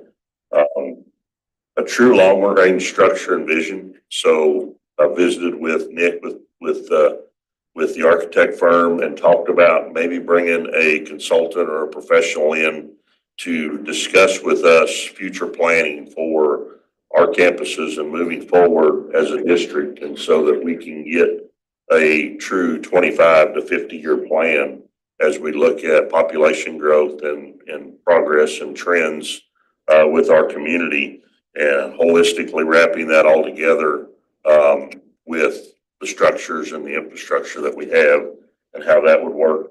And then my goal is common sense, efficient, economical, long-range projects. The next page, setting long-range facilities priorities. What affects the learning environment? What gets the taxpayers the best bang for their buck? Maintenance versus replacement. What's cost effective? I equated this to if I'm in a city manager's role and I fix 5 water leaks on a 100-foot line, a 6-inch water line, maybe I need to consider just replacing that 100-foot of 6-inch water line. And so looking at things in that manner, tracking school condition and lifespan, proactive preventative maintenance, not reactionary. long-term viability and proximity of campuses to population growth, which I mentioned earlier, giving board and taxpayers unbiased facts to make the best decisions, hard and honest conversations, and the fact that we're better together through those tough communications. The next page was the long-range plan. Like I said, you've got each one of these in your packet, roofing, HVAC, electrical, flooring, grounds, and envelope. You've got each one of those individually in your packet. I've also got one where we brought them back in and integrated them together in one plan, but I'm pretty simple. It made it more sense for me to pull them out individually into each one of their priority areas. And obviously then continue to engage with our experts. GMCN was at the meeting, ICE was at the meeting. I've already used and gained a lot of respect for our local contractors and bringing them on board with the knowledge that they've got as well. Individual building assessments, a roadmap to plan for future projects, recording ages of updates, projection for when replacements and updates are due. And this is an assessment process that was done 2 years ago. I can email it out to you. The one that was done 2 years ago, Brad and I individually did the 2 assessments. The one thing that I found in doing that assessment, and it goes through a lot of different areas on every campus, is it's somewhat flawed. I feel like it's only ranks them from 1 to 5. I think we need to spread that out just a little bit. But at the end of the day, it still helped us be able to focus on where the flaws were in each one of those campuses. And so we've got the 2023 one to go off of this one, but I would like to take a look at it and make it even better, or maybe spread the numbers just a little bit better so we can dial in those particular areas, what needs to be done. The next page was the 2024 completed projects. We had estimated the cost at $3,706,773, and it came in. The actual cost of those projects was $3,592,987. Then the next page was our current 2025 projects, where we're at. We had budgeted $4,623,000. There are a few of these projects, for instance, at Plymale, the roof replacement, we didn't do that. We just did a repair. So you see the actual budgeted figure versus the actual cost that's going to take. The HVAC replacement at Plymale, we went through those units and only had to spend $2,000 to get them up and going. We had one heat exchanger that was out. Other than that, they're running well. And then another positive to the estimated cost versus actual cost are items like the Bernadine Sitz roof that we had budgeted $1,155,000, and it only the total cost of the roofing contract plus the architect fee was $536,669. So Garfield, also the roof came in under budget. So I'm short. I know I didn't spend enough money this year, and I'll work on that for next year. I apologize. So the next page was the 2023 energy savings contract, and that was what Honeywell followed up on. So that's a page that covers that. The next page is the 2026 plan projects, and this is the one where a gentleman in the crowd who was in the roofing business also happened to mention that, hey, there's no roofs on this one. So I think maybe we might want to reevaluate that. One thing that we do have on there is Abe Hubert. Still want to tackle that one HVAC situation there, and do it in the same manner that we did the HVAC units at Horace Good. Possibly bring a consultant in and ICE and take a common sense approach to what works for that particular building and figure that out so that we can get that building upgraded. Next page, input from principals. I've committed to biannual visits with campus leadership and head custodians. And if you're not aware, that's how we communicate with the campuses, is through the head custodians to review needed projects and current work orders. We just put out today a poll trying to get and recruit employees for our summer painting crews. Some of our projects we'll do in-house. And the rest of this, I did mention some projects may need to be completed in future bond projects. know that's not always a great topic to discuss, but we talk about Kenneth Henderson and the need for expansion there.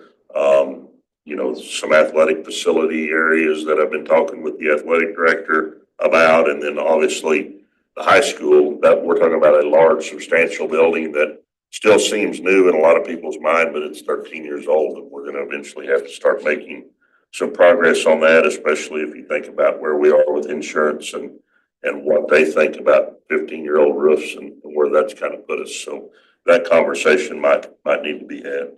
And then I just opened it up for questions from the committee. Not a lot of feedback, but some good feedback, mainly about FMX. And so I want to turn it over to Brad for just a minute to talk about FMX and give you a little demonstration of where we're at with that. We're still building it out. We went ahead and moved and are moving. We've ended our agreement with TMA, and that'll end at the end of this, actually July. I don't remember when that date was. Maybe it was in August when we actually, but we hope to be rolled over to FMX by the time that our TMA contract expires.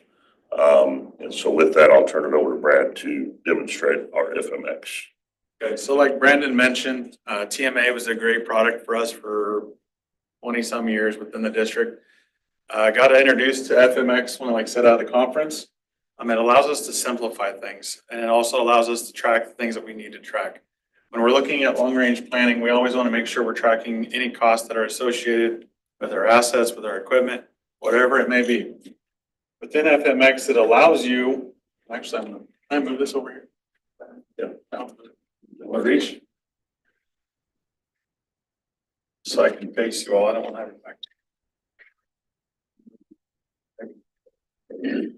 Yep.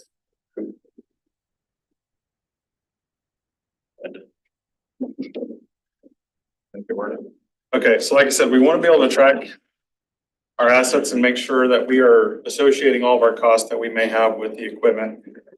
Within this, the first page you open up is a calendar view. This allows those items that maybe need to be done.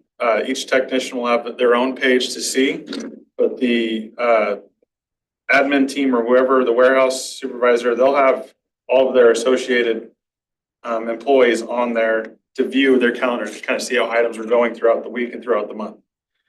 So this allows us to be able to see when we have certain items that are due. For example, I've created a few test items for you to see that are due this Thursday for here.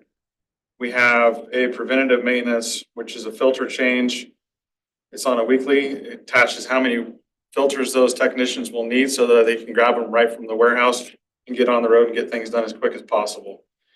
The accountability to this is when they execute the job, they can make comments, they can make work orders. So they find a better brick and they're allowed to make a work order to help make sure we're getting all those costs on that machine. It will remind you, so it's not going to let you just keep putting those work orders in the back and not worrying about them. It'll keep bugging you after it reaches its due. And it also gives them step-by-step how to get through. I can zoom this in so you guys can see a little better. It'll give you a step-by-step. So if we send a new employee up there, they're allowed to do this task without having someone there to hold their hand or get them through it. So like I said, the calendar within itself is a really cool feature. Within the to-do list, this is just like your calendar, but spread out. And then also on preventative maintenance, it's going to show you here all the tasks that are due. And these actual ones down here below the test one here are all actual true preventative maintenance items that we need to attend to as they come up on their due dates. So as you can see, we started staggering all of our quarterly rooftop filter changes, which is, it's a very important task to do so we can prolong the life as best we can on our equipment. But within this, we not only have all the information,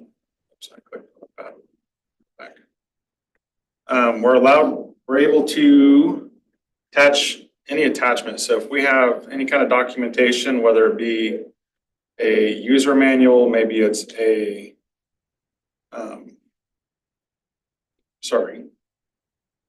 there's a user manual, you can attach pictures, anything you want to do step by step, you're allowed to attach it here.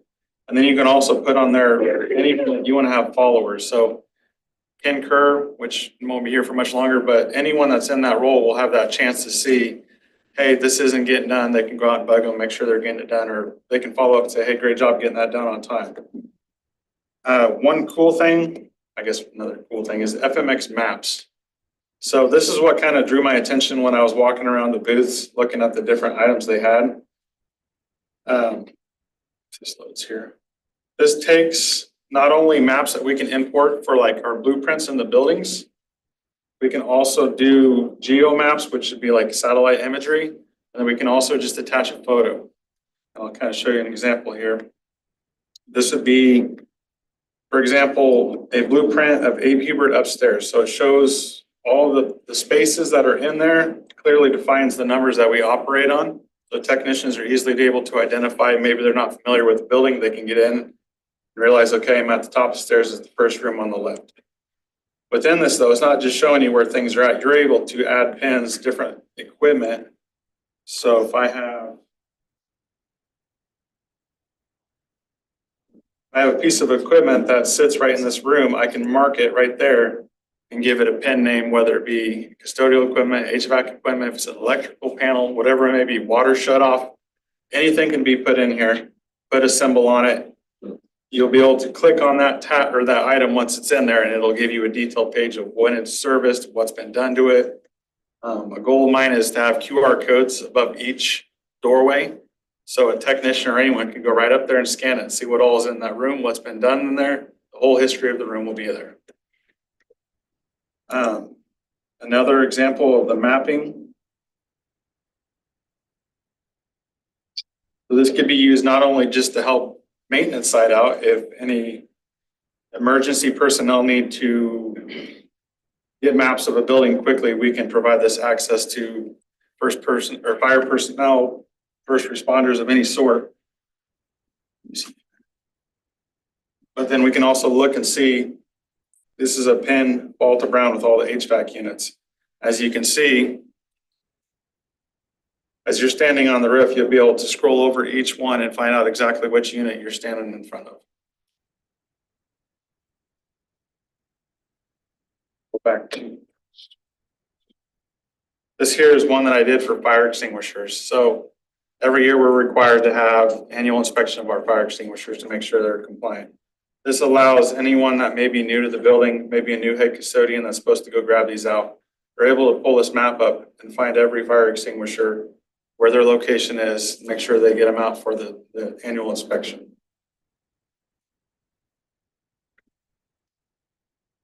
So the other key thing, and as we talk about, and maybe you can real quickly, but I want to also not take a whole lot more of your time, but this will give us the ability as our head custodians are filling out work orders, we're going to issue them tablets. And not only will they do a work order just like they always have, and the work order will actually we'll be able to customize it and ask them some questions on it. Like for instance, if it's an HVAC unit and it says, what is the thermostat setting at? And it says 72, then it'll say that's within the range. Please don't submit this work order, which was something that Ken Kerr liked. But the other part of that is that you can take a picture and make an attachment of anything, a water leak, a hole in the roof, or something that they see outside. So we'll see real time. So our technician will be able to push on that picture and say, okay, this is what they're talking about. And there it is right there. So also with that work order, we'll be able to attach the head custodian and the principal. And if there was a teacher that made it, the principal could also make them aware the status of that work order. That was one of the concerns that I heard quite a bit when I was touring the district is, well, we drop these work orders in and they just fall into the black hole and we never hear about them again. So not only will it remind our technicians, but it'll also, as we make updates, it'll remind and let those head custodians and principals know what's going on with those particular work orders. So, but that's a technology that it sounded too good to be true. The price was really, really good. It's more user friendly. And it's got the mapping system. Plus, we think it'll grow into something that we all like and can customize. We can continue to customize it as we grow with it too. So, and we've only been with this for 4 months now. Yep. I've already seen several updates. They're very responsive on, hey, we'd like to see this. If they get enough inquiries about it, they're definitely willing to say, hey, let's entertain this and see what we can do for it. But it's very fully customizable. It allows us to actually truly track what we have for our buildings and get cost on them so we know where we're putting our money in. So a real quick display of FMX, but with that kind of sums up or this agenda item. What questions do y'all have? This help you also with ordering like supplies of what you need and all All that? of our inventory will be in there. And a picture of it. Leanne's working real hard at making sure we got a picture of everything too. Okay, so like one other benefit back to this is before in TMA, we're not allowed to assign work orders to our head custodians. Because they are a requester in the sense that they're putting in the work orders for our buildings. Within FMX, we're allowed to assign work orders back to them. So if I'm requiring my custodians to do a monthly custodial equipment, like evaluation, make sure their tanks are cleaned out, they're replacing the pads, the squeegees, whatever it may be, we can now assign that back to them and hold them accountable.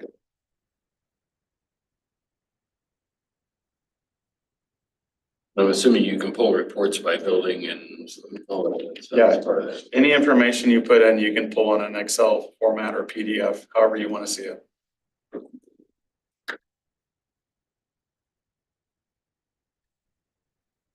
I know we went through a lot in just a little time, but any other questions? And just like on any of the agenda items that we've discussed tonight, would love to visit more if some questions simmer up after this or evoke some thought after this. Feel free to holler at me. One question I had on the electrical, your breakout of electrical facilities plans. There's clocks, fire alarms, intercom. We have a plan laid out for building access control systems. Either building on the infrastructure we already have, security on that side of it. Well, I'll tell you where we stand with that is we kind of were taking strides for that and contracted with SWC to put into one of Virgin sits and one of Florence Wilson. Casey with technology has been supervising that because that has actually kind of trended away from as much of a maintenance issue, more of a technology issue. And so we're waiting for those two projects to complete. And I think can be honest with you and tell you, then we're going to kind of take a wait and see attitude and figure out where we want to go. I've also visited with Casey about if this isn't the direction we want to head, what other directions should we be looking at that makes sure that it integrates and sets well with our current technology that we have so that we're not just adding another piece of technology that has to be maintained. So that conversation is internally going on right now. But just like we've talked about, there's been a lot of transition and change with the Honeywell project, getting everybody up to speed.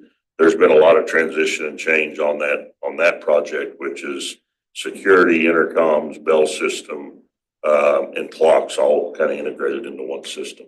So not a very great answer, but that's kind of where we're at. Thank you. Thank you, Brandon.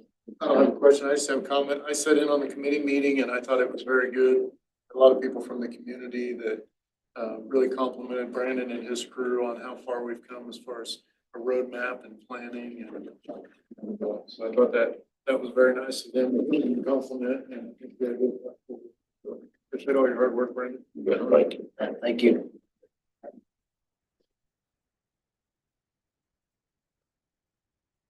Okay, item G5, finance update, Jessica Nowdy.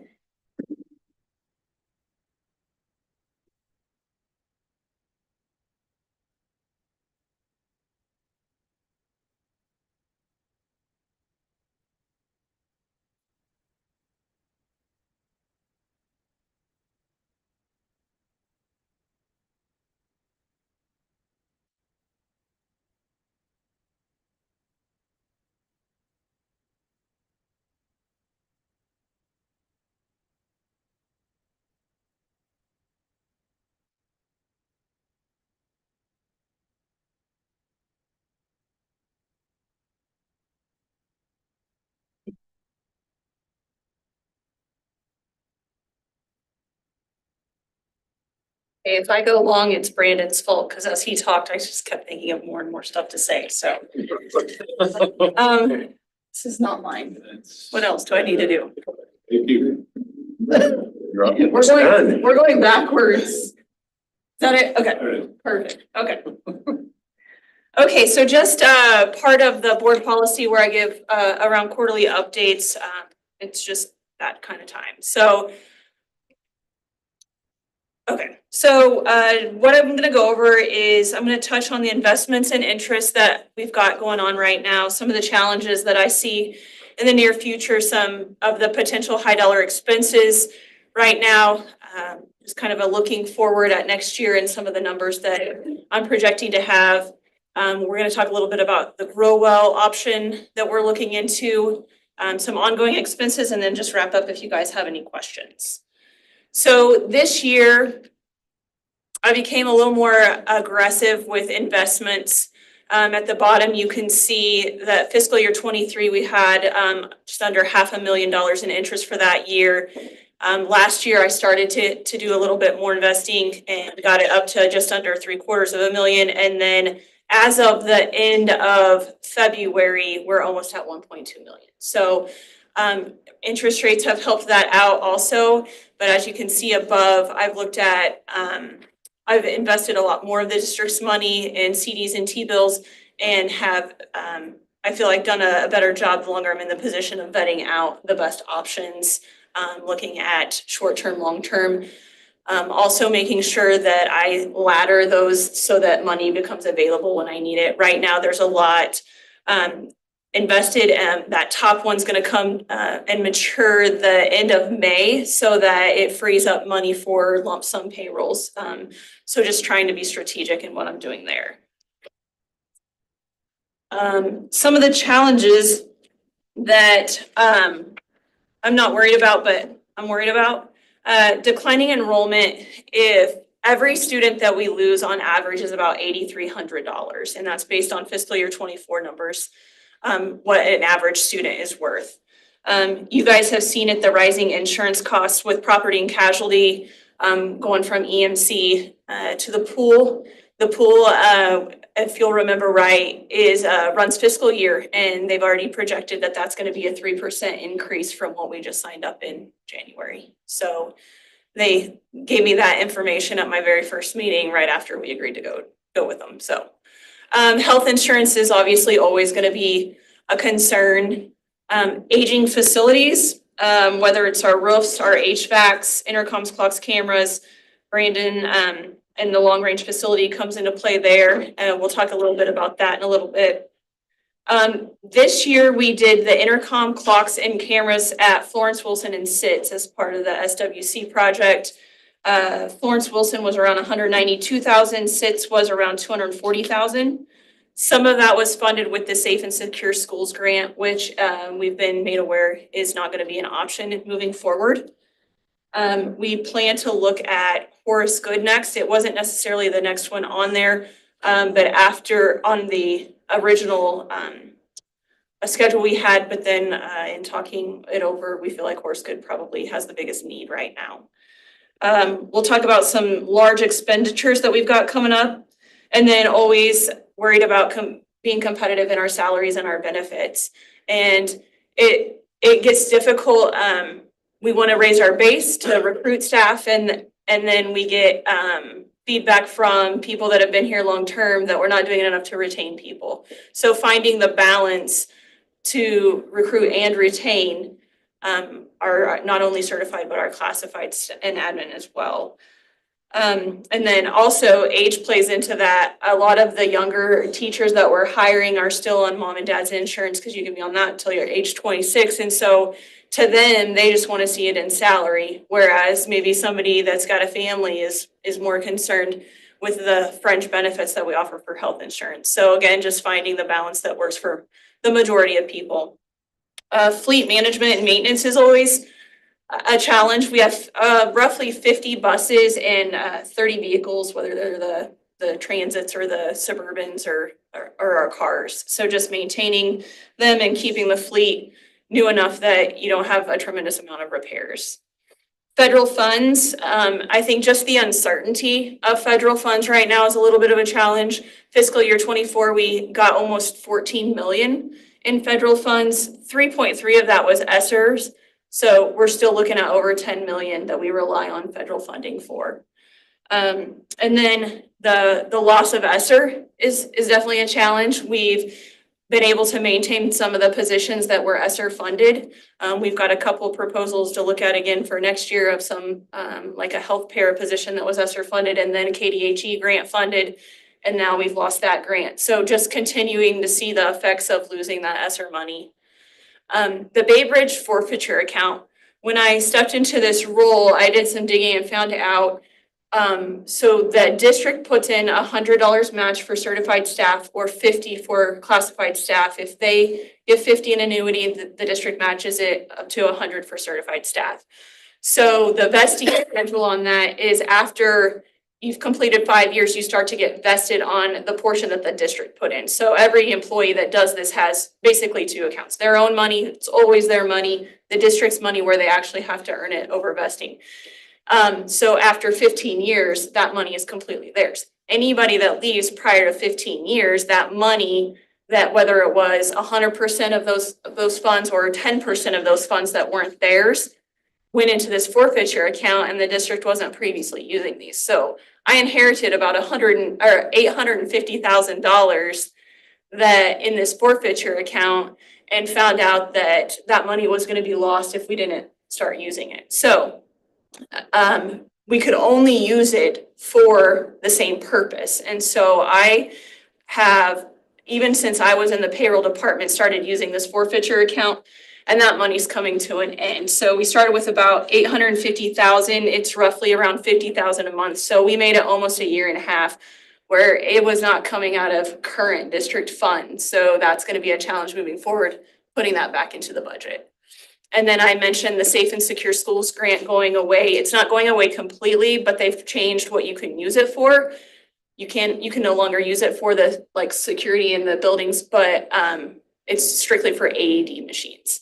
And we just bought AED machines. I worked with Michelle Scholl this last year, and we've got them in every building. But we are going to look and see if maybe the high school needs one in each academy. Maybe we need some auditoriums and more facilities. So we will continue to look in that and see if we can utilize that grant the best that we can. Some potential high dollar expenses. Some of these are just maybes. Some of them are more definite. Just the retrofitting of facilities if reconfiguration would warrant it. Tailoring those buildings if Sits and Stones became elementaries, would we need playgrounds and things like that. Those could be potential high dollar expenses. ELL curriculum is coming up. We're looking at 1.2 to 1.5 million. That'll come out of next year's budget and then be implemented in fiscal year 27. It's one of the bigger implementations that we'll do, and we do have more than that in the textbook fund, but it's going to hit, and then again, just have to build that textbook fund up for the next one. We have also been informed that Skyward, our current software that not only my office lives on it all day long, but teachers use it for grade books and parents even. We either have to upgrade to their new version or we have to find a new software. We are, Casey and the technology crew, they're vetting out. There's about 3 options is all we have. And the hope is to get decided on something later this spring to have it for next fiscal year, not necessarily utilizing it for business, but to have it to start playing with and start putting our information into. And then fiscal year 27, we would go live with the new or the upgrade. And then, and that 160,000 is just very rough. That's what we paid for Skyward this year. So I'm sure it's going to be more than that, but just to give you an idea. Growwell we'll talk a little bit more about, but we're looking at the possibility of a 3-year contract with them for our employees to have a clinic model. KH expansion may or may not be tied to boundary changes and reconfiguration. And then whenever the board is wanting to, if they still want to move forward to making equalized middle schools, that's obviously going to be a high dollar expense. We've set money aside in capital outlay. and then talked about maybe doing a lease purchase for the remaining of that. But that's obviously coming up. And then another one that we've started to talk about is transportation fuel tanks. So the three of us have met with Eric with Boydell, and that option would be we own the tanks, and that's around $236,000. The other option we've looked at, we've visited with Ryan at Conestoga. They own the tanks. We just contract the fuel. And so he is thinking roughly around 10 cents per gallon above delivery costs on that option. We use around 80,000 gallons of fuel a year. So around $16,000 savings on that option. So if you look at if we own our own tanks, the 236,000, we wouldn't pay that extra 10 cents. We're currently paying 30 to 50 cents on top of delivery. So if you look at the option where we own our own tanks, then you're looking at saving that much, and you're probably going to break even on the cost of that 236,000 within 10 years. And that's assuming no big repairs on those tanks. Whereas the other option, they're going to pay for the repairs, the dispensers, all of that. But at a minimum, we'll need to do a little bit of construction out there with some concrete, making lanes, a bus lane and a car lane. We're going to need security cameras to make sure that those tanks have eyes on them at all times. So something we're in the beginning stages of looking at there. Looking forward, this year's current base per student is $53.78. They're projecting next year to be $56.11. And up until last Thursday, they were projecting that $56.11 was going to go down. And last week on the legislative update, they actually think that it may increase. So that was some really good news. So hopefully at a minimum, $56.11. So the projected new money with stable enrollment we're looking at is a little over $1.5 million in the general fund and just under $500,000 in LOB. And again, the average per student last year was $8,300. I'm guessing it's probably going to be pretty similar. So some things that we've talked about that we're doing to try to grow funding is the ESOL program that we've implemented. It was well received. So we're paying the cost of the 2 classes, the cost to get it on their license, the cost of the test, all up front, so they don't have any out of pocket. The first section filled up before they even got to all the buildings to try to promote it with 25. So that's going to be helpful. And then I think for the fall, we're already over halfway full for that section as well. So that's going to be very helpful in our ESOL funding. That 0.395 is what each student, so you could take that times the 5611 next year, and that's how much additional funding each student could bring in if they had ESOL minutes for the entire day. So it's prorated on how many minutes they're with a certified staff member. Kind of the same thing with CTE. We're just really trying to grow our CTE funding. It's actually the highest weighting in the school finance formula at 0.5. To do that, the main thing we're doing is we're bringing those introductory courses down to the middle school level so that all classes at the high school can generate funding for us. Grow well. So we've talked a little bit about it. They've presented to us. So I put in a proposed timeline if we, as the board chooses to move forward, looking at a first read at our next board meeting, and then taking it to the insurance committee the last week of April. And if it keeps furthering along, we would bring a vote to the May 5th board meeting. I'll switch over to the side. So GrowWell projects cost savings for us, and I just like in percentages. So I needed to vet it out myself. I needed to get my actual numbers. So what I did is I went back to 2023 and 2024, pulled actual expenses for the different categories that GrowWell can help us with, and came up with these cost savings. So work comp, we can send all work comp there, but they're not going to be able to treat all work comp because of broken bones and things like that. So the non-surgical work comp that I'm projecting we could save is over $31,000. I'm going to skip office visits for now. Labs, Growell projects at 44% savings. And so an average of the last 2 years, we would save just under 235,000. ER visits at 35% is at 81. 100%, I don't have it on there, but 100% of our DOT physicals could be pushed to Growell and save us around 8,300. And then I didn't think about this until just this week, but I pulled our usage on Optum, which is our EAP, our employee assistance program.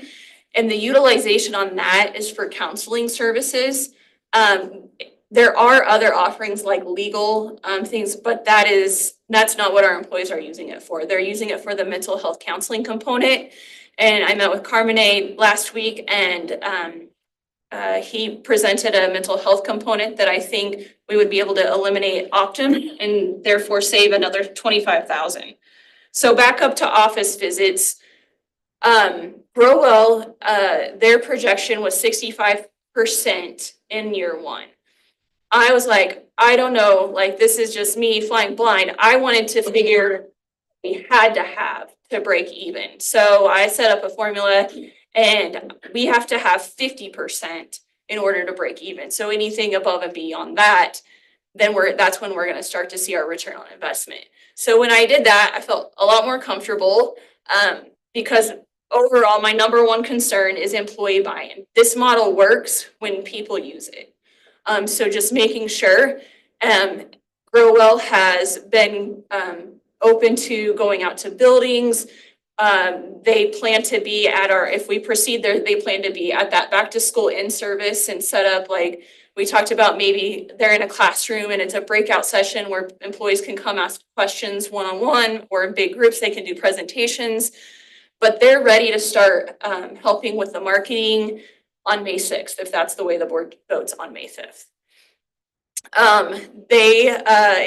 In the proposed timeline, they would start seeing patients and continue their marketing in August, but not, our contract would actually, it's kind of like a trial month to get people accustomed to going, but then in September, our contract would start.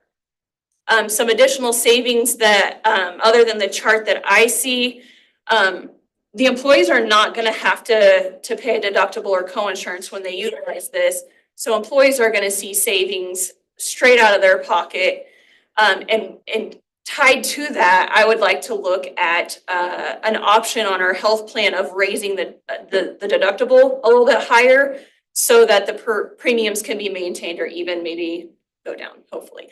But with higher deductibles, I think that if you're using Growell, you're not going to mind having a higher deductible because if you're utilizing Growell, you're not going to be paying that.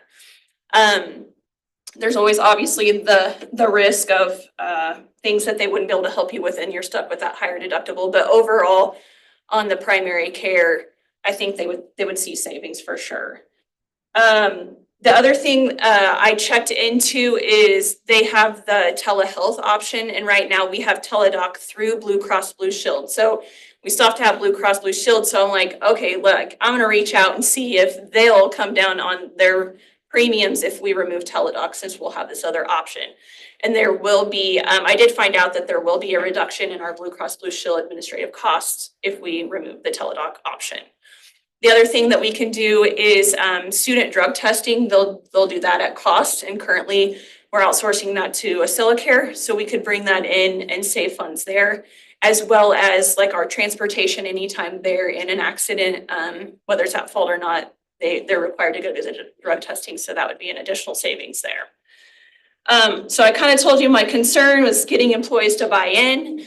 My second concern would be just our, like, in a perfect world, we all start using them and save all this money, are they ready for us? They have a nurse practitioner ready to come on staff. And then I know that Marilyn doesn't always see patients, but she's willing to see patients more so if needed while they adjust to our clientele. Then the biggest risk, so those are my concerns, the biggest risk is just depleting the health reserve fund. And we worked really hard to get that back up because it took a hard nosedive with COVID and the following years. So I was able to stick quite a bit of money on the health reserve at the end of last year with some transfers. And then the other thing that gives me some comfort is the interest that we're earning. That interest can go wherever we deem it. Typically, it's been split between capital outlay and health reserve. But say like year one, we don't get the buy-in that we need, I feel comfortable having those funds to supplant that. But we have built that fund. February of 2023, we were at 1.3 million. February of 2024, we were at 1.1 million, so we went down, and we are currently sitting at 2.89 million. So we've done some really good work. IMA suggests that we have 2 to 2.5 months of claims in that fund, and I roughly guessed around $300,000 a week, so about 1.8 million. So we're definitely where they suggest us be. So that will be coming back to you. Carmen has provided the contract, so we'll get that to you guys for first read at the next meeting. Some other ongoing expenses that I just kind of felt like fun facts, I guess. Our fleet management is high dollar every year. I've worked with Shane this year on setting up kind of a long range plan, much like the long range facilities plan for the transportation department. This year, we bought the 3 Tahoes and the 4 All-American buses. Next year, we're projected to get 3 All-American yellow buses. And then in fiscal year 27, we're gonna do 1 All-American, and he would like to look at doing 2 All-American with air conditioning, so that those buses could be used for shorter trips or for middle school events when our activity buses are used.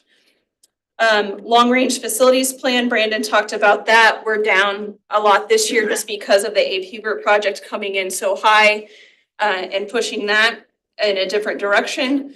We roughly try to stay, I told him 5 million. He's a little over, but I told him I'd work with him. So next year at that 5.8 and then 5.4 the following year. 4 million of our capital outlay is from taxes that we levy with our 8 mills. And then 2.5 million is the 62% we get in state aid. So every year we're bringing in 6.5 million. So right there you can see between fleet management and long range facilities, we're already at the 6. So the rest is gonna go is basically for like what ifs or emergent repairs. And then the other funds that go into capital outlay are strictly just transfers from funds left at the end of the year. Our bond payment on the high school is it increases just gradually. So as you can see, 7.3 million this year. In 2 years, it's 7.6. That final payment is in September of 2034. The ESCO project, which Honeywell talked a little bit about earlier, we initially borrowed 12.6 million on that project after the 3 million from ESSER and then the 2.5 from capital. And that was a 20-year lease purchase program. The fiscal year 25, I had a little bit, when I was putting this together, a couple of weeks ago, I had a little freak out moment because I was like, we have not paid that. And I got to looking and it's supposed to be paid in November. And I was like, we have not paid that 637,000. I just know it. I would remember that. So we go back and look, I can't find it anywhere. So I reach out and they're like, oh no, you had enough in your escrow fund to pay that payment. So that did not have to come from district funds, current year district funds. So that again will be something that we pick up next year, around the $650,000 mark. That one does increase quite a bit every year. The last payment in 2042, seems so far away, is 1.06 million. So it gradually increases pretty steadily.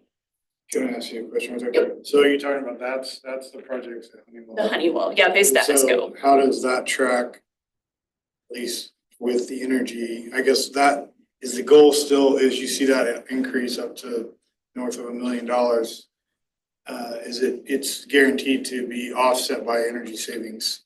That, like, and I learned a lot tonight from listening to them. That project I was not a part of at all. So when she offered to sit down, like that's something I'm definitely going to take her up on to learn a little bit more about that.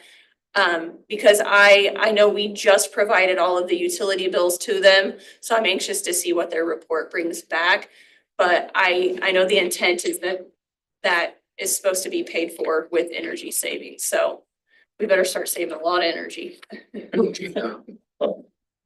Yeah, because I thought I heard him say something about the projected annual savings is like 240,000. Yeah, But it looks like the payment on it is well, well over that. I caught that too, so that's why I was like, I definitely want to talk to them. Understand that a little bit better. The bottom section, I did more of a look back, just to show you the property and casualty. We've talked about it so much, but that just really is going to affect the budget when I build it next year. This year, it's so high because if you remember, we had a full year of EMC on the budget and then had to do half a year of the pool. So even if you avoid looking at this painful year, next year, that 1.185 is with the projected 3% increase from fiscal year 24 to 26, it's almost doubling. And that's gonna hurt a little bit. Health insurance, when I pulled actuals so far this year, we're at the 9.1. And so you think you've got that was as of the beginning of March. So you've got 4 months left. So you've got a little over a quarter. So we're definitely gonna be higher than last year if that trend follows. And then another big purchase that just came across my desk that made me think I'll put that on there is iPads. And if we continue to go down that road, we just got asked to get the card open for $670,000 for this year to buy those iPads for next year. So I just bumped it up to 700 the next year. So I know that was kind of a lot and a lot of randomness, but just kind of things that I thought of as I put it together that I find interesting. Thought maybe you guys would too. So if you have any questions on any of that?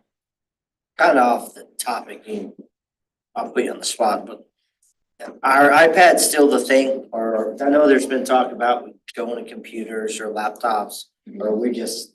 So I actually talked to Casey about that today. I told him, we did a study back when we adopted the iPads, and then I think 2018, 19, something like that. Roxy kind of did another study to determine, do we want to continue with the iPads? And the consensus at that point was, yes, that's the direction we want to go. I told Casey, it's probably time for us to look at that again. There's been a lot of changes in technology. One of the things that he and I talked about today, and he's going to reach out to Apple to kind of get some numbers from them, but like if we go to laptops for all of the kiddos, Apple has a guaranteed buyback that they'll do on the laptops. So basically we would buy the laptops, and then at the end of the whatever cycle that is, however long that would be, they're guaranteed to buy them back at a certain dollar. And so he's gonna kind of gain some of that information, and we're gonna dig into that. That's one of the things that I told him I felt like we needed to do in the upcoming year. So we'll kind of have an idea. Apple, though, most of the world don't use Apple. He just said use that for an example. I don't think that means we have to go with Apple, John. That was just an option that he said that he knew that we could do. As far as that, I think we could look at PCs too, for sure. I know that question or that conversation came up at the high school board faculty meeting. I don't know if it came up during the meeting or in some conversations afterwards, but my takeaway was that at least there's, I think, some that have an interest in using Chromebooks or PCs at the high school. So I don't know from a technology standpoint about managing two different platforms at the high school level versus elementary, middle school level.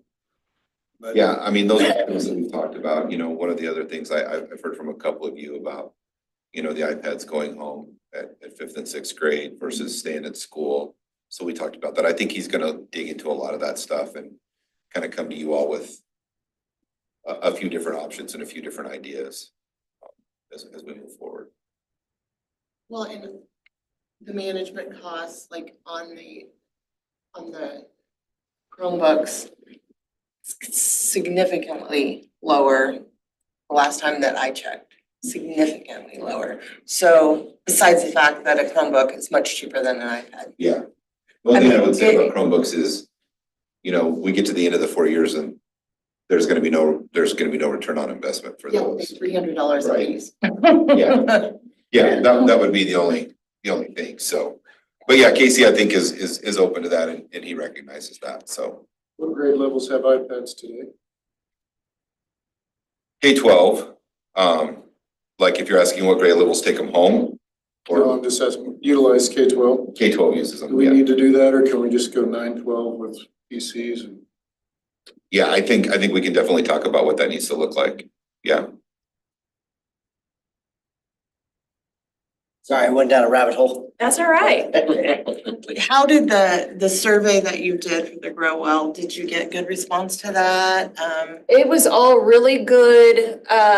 Yes, I use it, until I asked if they'd forego salary increases for it.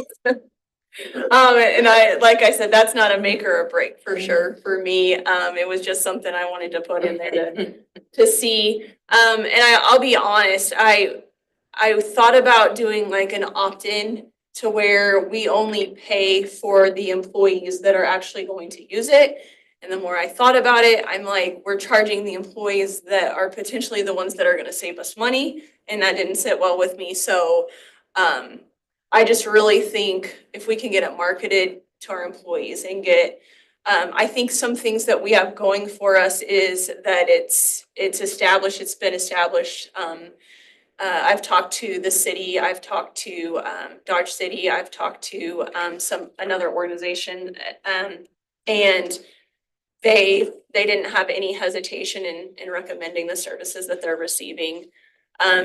Another thing I think we have going for us is the international teachers obviously come over here and they don't have a provider. And then I've also heard that a provider is leaving town. And so I think those are all things in our favor to get employees to use it. And I think the best way we're gonna grow it is just getting people in the door and then word of mouth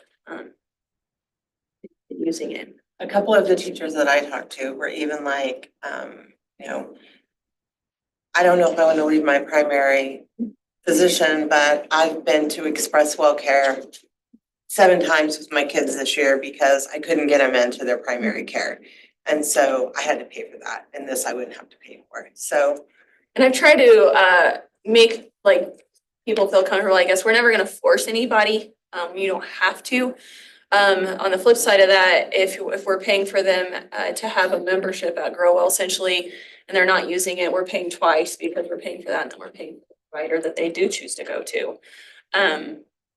But you're gonna have some of that regardless. And another thing that I've had employees talk to me about chronic conditions and that they see specialists, and I'm like, you're right. And if you wanna keep those specialists, that's great. But if you need lab work done, you can certainly utilize Grow Well and go get your labs done for free. So there's still some opportunities for even those different situations that are one-offs.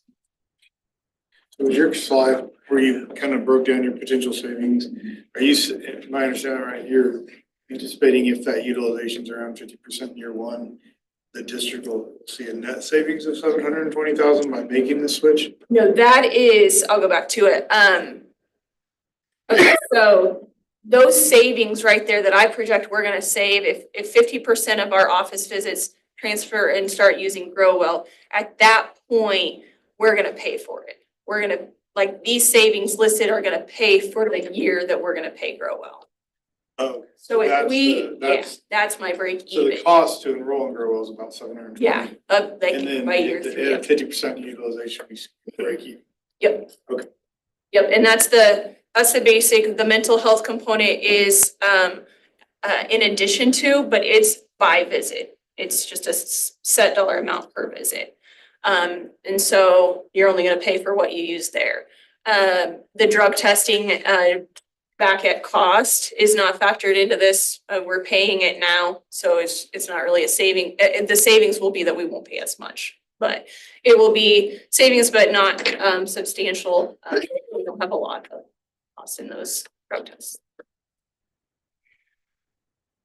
But like I said, we'll get the contract that Harmony has presented over to you guys, and I just encourage you to reach out to me or Marilyn. I know is willing to answer any questions. Just that timeline is just so that we can really start marketing it to employees so that when the new school year starts up, we can really start to see the utilization. All right, thank you guys.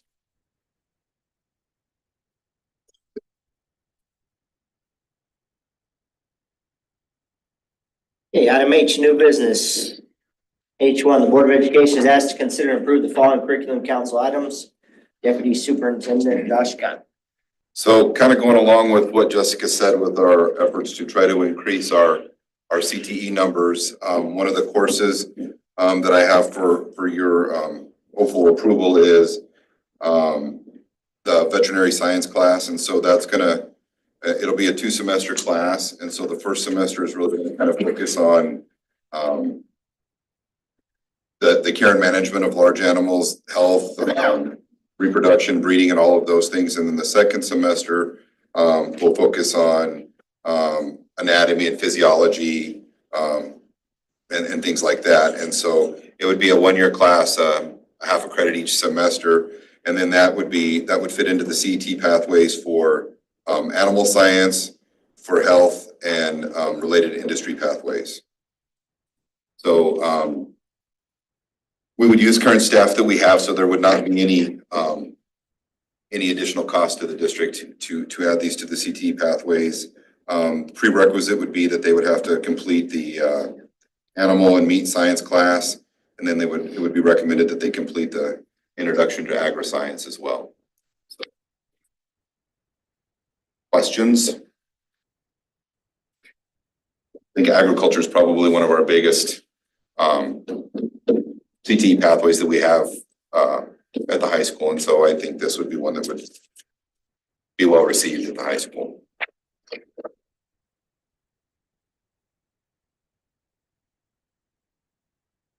think you're looking for a motion tonight. If you want to, that's great. If not, we can put it on the consent agenda for approval later this month. Not a huge rush, so whatever you all are comfortable with. So we want to make the motion, or we want it on the consent agenda? I'll make the motion. Go ahead and approve the courses presented. I'll second it. So moved and seconded to approve item H1. Any further discussion? All in favor, raise your hand. Opposed, same. Motion carries. Okay, item H1A. Oh, no, we didn't. Sorry, H2, the Board of Education has to consider and approve updated Board of Education policy IHF graduation requirements. So I'm going to let Mr. Norby help me with this one. One of this policy has kind of come up through discussions.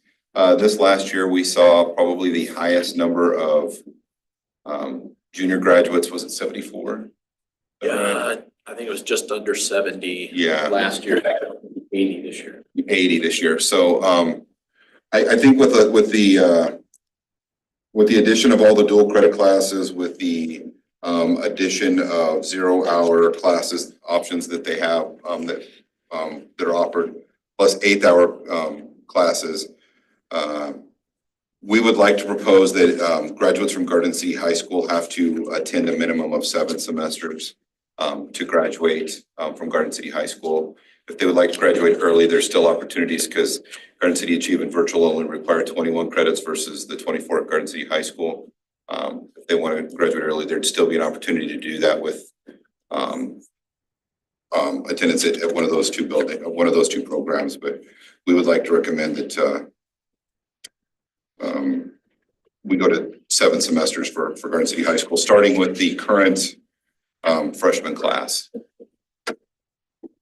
And the reason for that, if you look at the policy, the freshman class is the ones that are already seeing some changes with their graduation requirements with the changes that happened last year. So we've already adjusted this once. And so that would be our recommendation. Mr. Norby, is there anything you wanted to add? No, it just, with things have changed so quickly with the ability for kids to get all different types of access to dual credit. And now online, you don't even have to step foot onto college campuses and you're getting dual credit. And there's so many different ways. We don't want to shut any of those opportunities down, but it's so easy to accumulate some of those credits Also, I think it was mentioned with the CTE, moving some classes down into the middle school for high school credit. That makes it even easier to accumulate those classes. You know, we're having in the last few years, as we mentioned, as Josh mentioned, a lot of a big increase in the number of kids that are graduating. I'm having discussion with families, you know, okay, they're 16, they can't really go get a full-time job in a lot of areas, especially a lot of the technical areas, who's gonna hire them for a full-time job.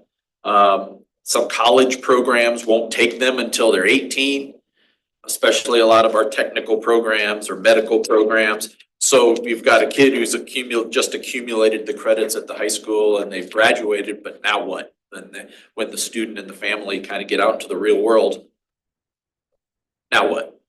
And we just felt I think it's great that we're giving kids all these opportunities to do some of these things and to get the credits and to have the different experiences. But I also think there's a maturation factor in there too. And I understand for some in their situation, you know, they do want to or need to graduate at that time early. We've always had roughly 30. That's always been the number until the last couple of years, and then it's gone to 60, and this year it's going to be 80. And so we just saw that all of a sudden this big increase, and just wondering if that's really the best thing for kids. Now, some of them, we're leaving the door open for some of those families that really do, for different situations, want to graduate early. And so those avenues are still there in our district through Achieve and through virtual. But, yeah. Do you feel there's a lot of students that want to graduate early to Achieve or to the virtual, and do you think we have students? Yeah, I mean, I do. I think what it might end up doing is a number of those students that really, it may cause them a little bit of a pause to wonder, is really graduating in 3 years in my best interest? And it runs the gamut. We have some students that have a lot of transient families and will move and just want to get graduated and be done before they move again. Or, you know, we have a student this year who is going to med school and wants to get into college as quick as possible so they can get a year start on med school, 4.0 plus. So, I mean, we run the gamut in things. Everybody's got an individual story. But I do think that it might make some of the families and students kind of pause for a little bit of, why am I doing this? Is this really the best thing for me? Instead of, as a couple of families I've talked to, have a little bit of buyer's remorse. And well, they're 16, they graduated, and now what are the options available to them when they leave? How does this align with this? Is there a state standard on this, or is it just local? No, it's local control as far as what that is. And to make sure we're kind of in the right path, I've done some surveys of different districts, talking to different principals, looking through their handbooks and things online.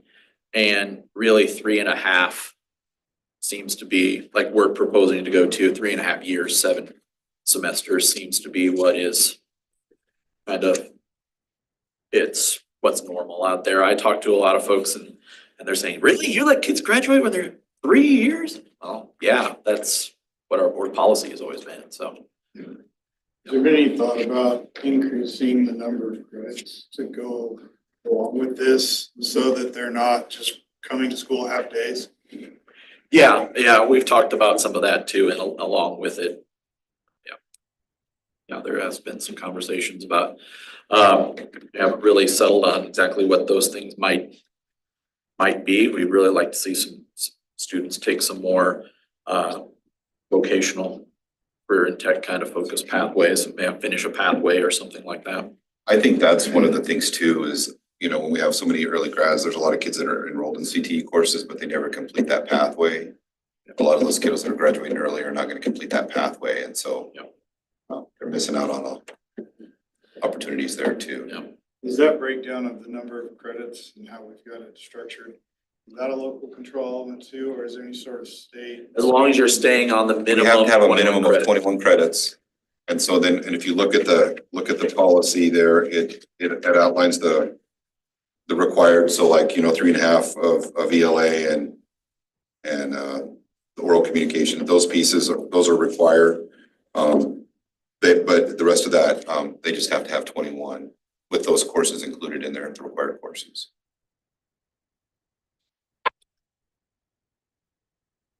So like What's listed in the policy in front of you under achieve and virtual, that's the state minimum, the Yeah. 21. Yeah, that's the 21. Yeah, so those are the categories for the state. Achieves is the minimum, and then we have Then we add in the few extras. computer electives and some of those other electives in there, we add in for the high school. Yeah.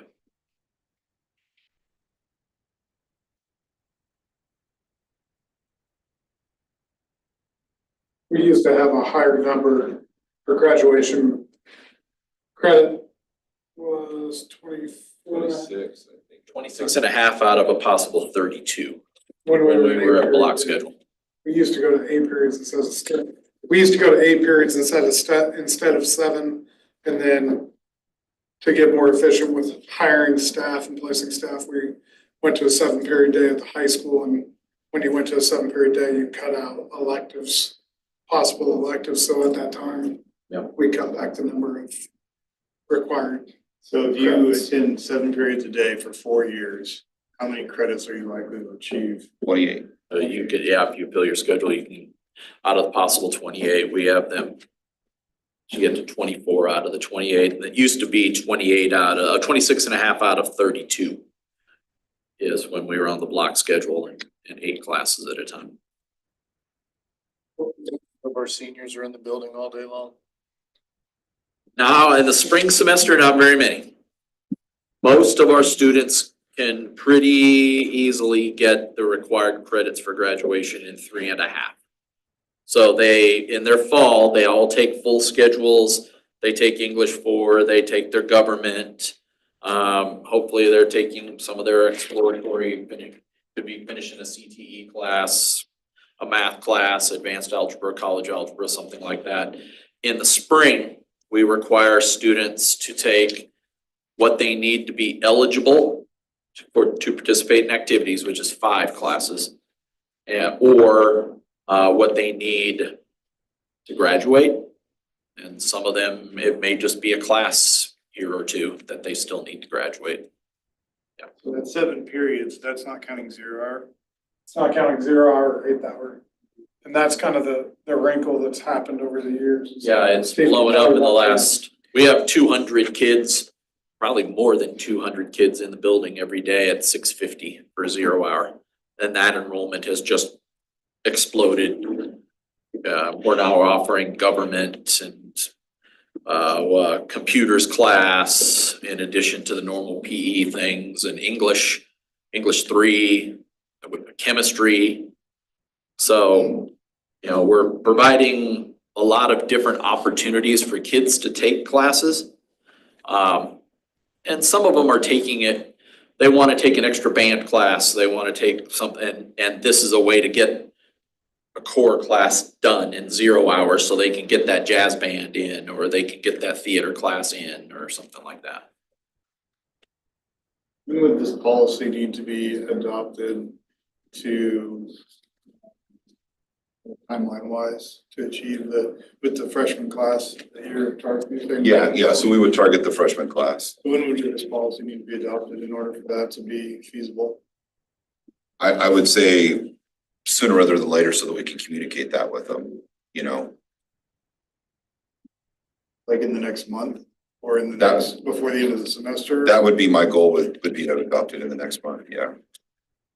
My personal feelings on it is I like this proposed change, but I also think it would be good to relook at the number of required credits and possibly increasing that.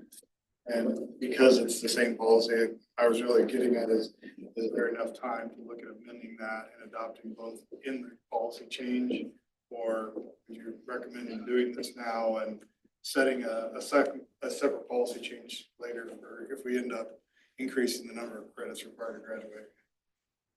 I think that's something,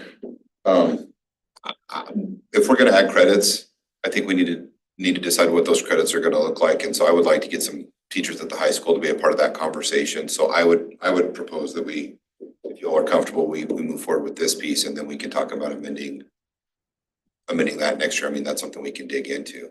When you add credits, it is somewhat complicated, not that we shouldn't do it or can't do it, but what Steve's gonna have to figure out at that level is, are we adding credits for specific classes? Are we gonna add an additional math class or an additional whatever it may be, social studies semester? Or are we just adding electives? Adding electives is that's an easy out for adding credits. And once you start, like we had to add personal finance as a credit for a freshman, for all our kids to take. So that's a mandatory extra half a credit. I believe it's a half credit, correct? Yeah. Half credit. So it's a specific thing. So when you start to go down the road of adding credits, are we going to add specific things or are we going to just add general credits? And that is a pretty lengthy discussion when you start thinking about it. Yeah, because I mean, I think a good way I'd like to look at it if we did that would be, say we either went to 26 or 28, whatever we did, to ask staff for a recommendation, what would be the most beneficial to our students? Like, what do you think would be, our goal is to prepare these students for life after high school. And so what changes would, if we're given an increase of X amount, what would you take time and get feedback from staff as to what those proposed would be?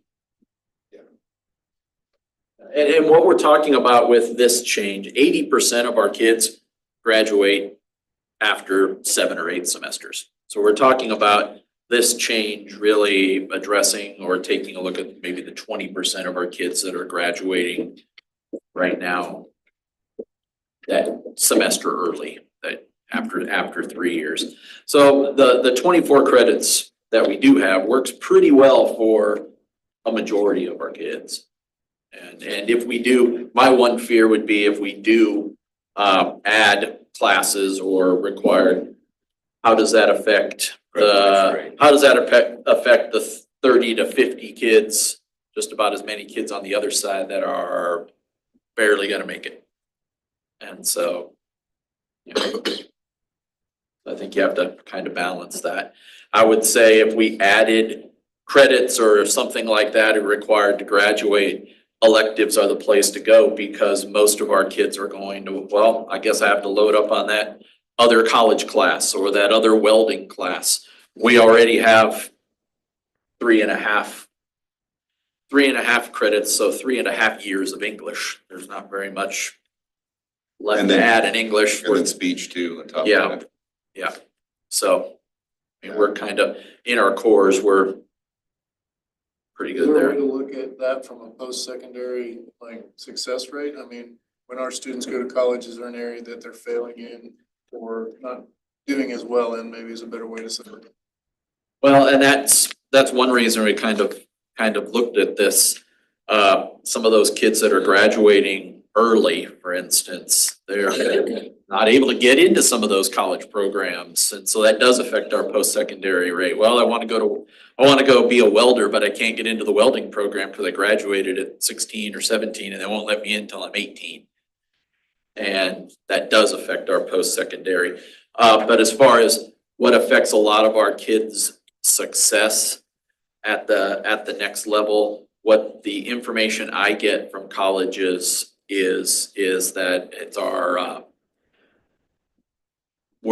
kids are probably a lot like a lot of the other kids. It's that a number of them need to take a remedial class once they get in there before they get to college algebra, for instance, or an English class, extra English class. Yeah.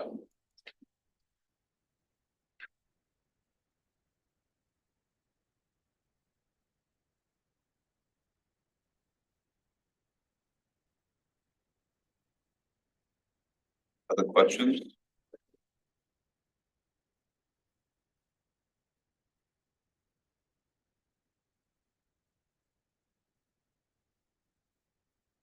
This was,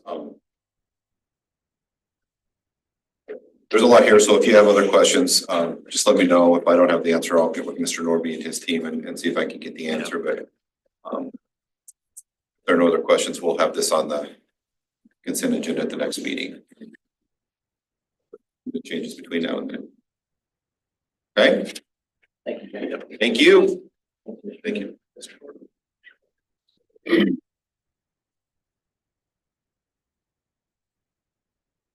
Open discussion, go on. Jackie, you're up.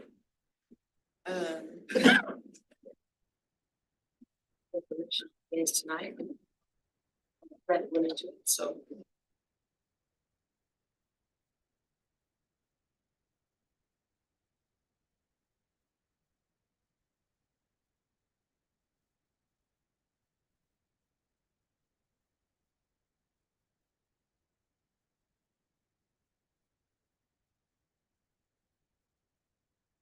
Your team for the level of detail that you guys continually go through and the foresight and planning that's put into everything.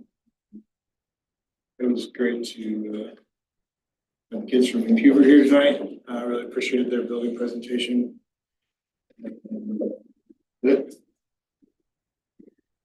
But, yeah, I would congratulate again the wrestling, the boys and girls wrestling.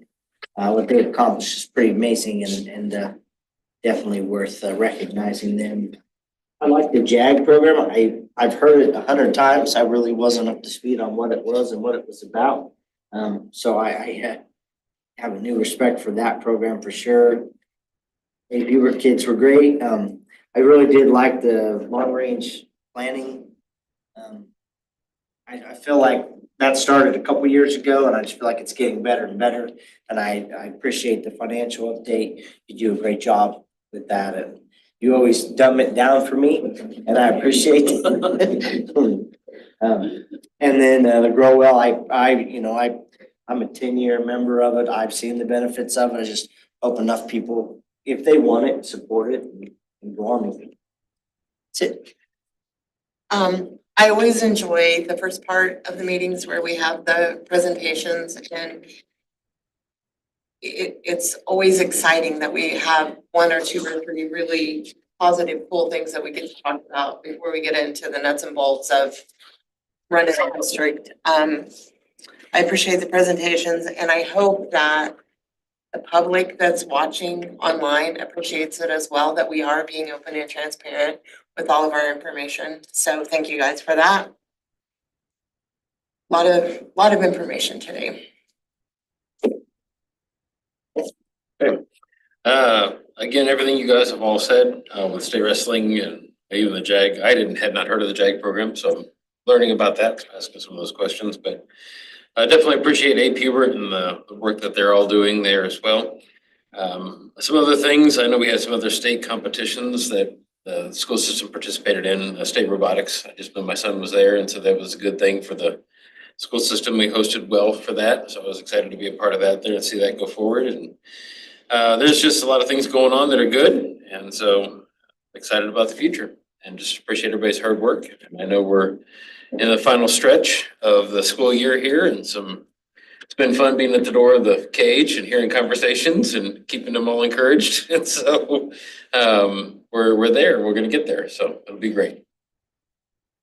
Mark? Yeah, it was as usual, I do enjoy the school presentations. Nathan and I got to meet Gabe and talk to him a little bit. That was pretty cool. Congratulations to the girls state wrestling team champions and the boys runner-up. Good to see that.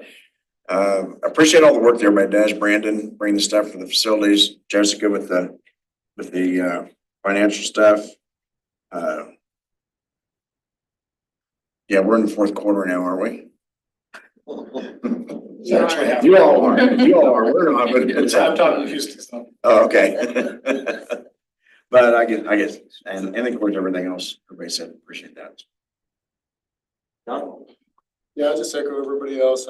I do want to just congratulate the wrestling teams. That's not just a this year thing. That's been a very healthy program for a lot of years, and we've had a lot of great individual wrestlers and individual wrestling teams. So it's It's really neat to see them have continued success. Some of the stuff that was presented tonight, you know, the ESCO, I'd love to understand a little bit more about it as well, like Jessica's, is how they're truly calculating some of that savings.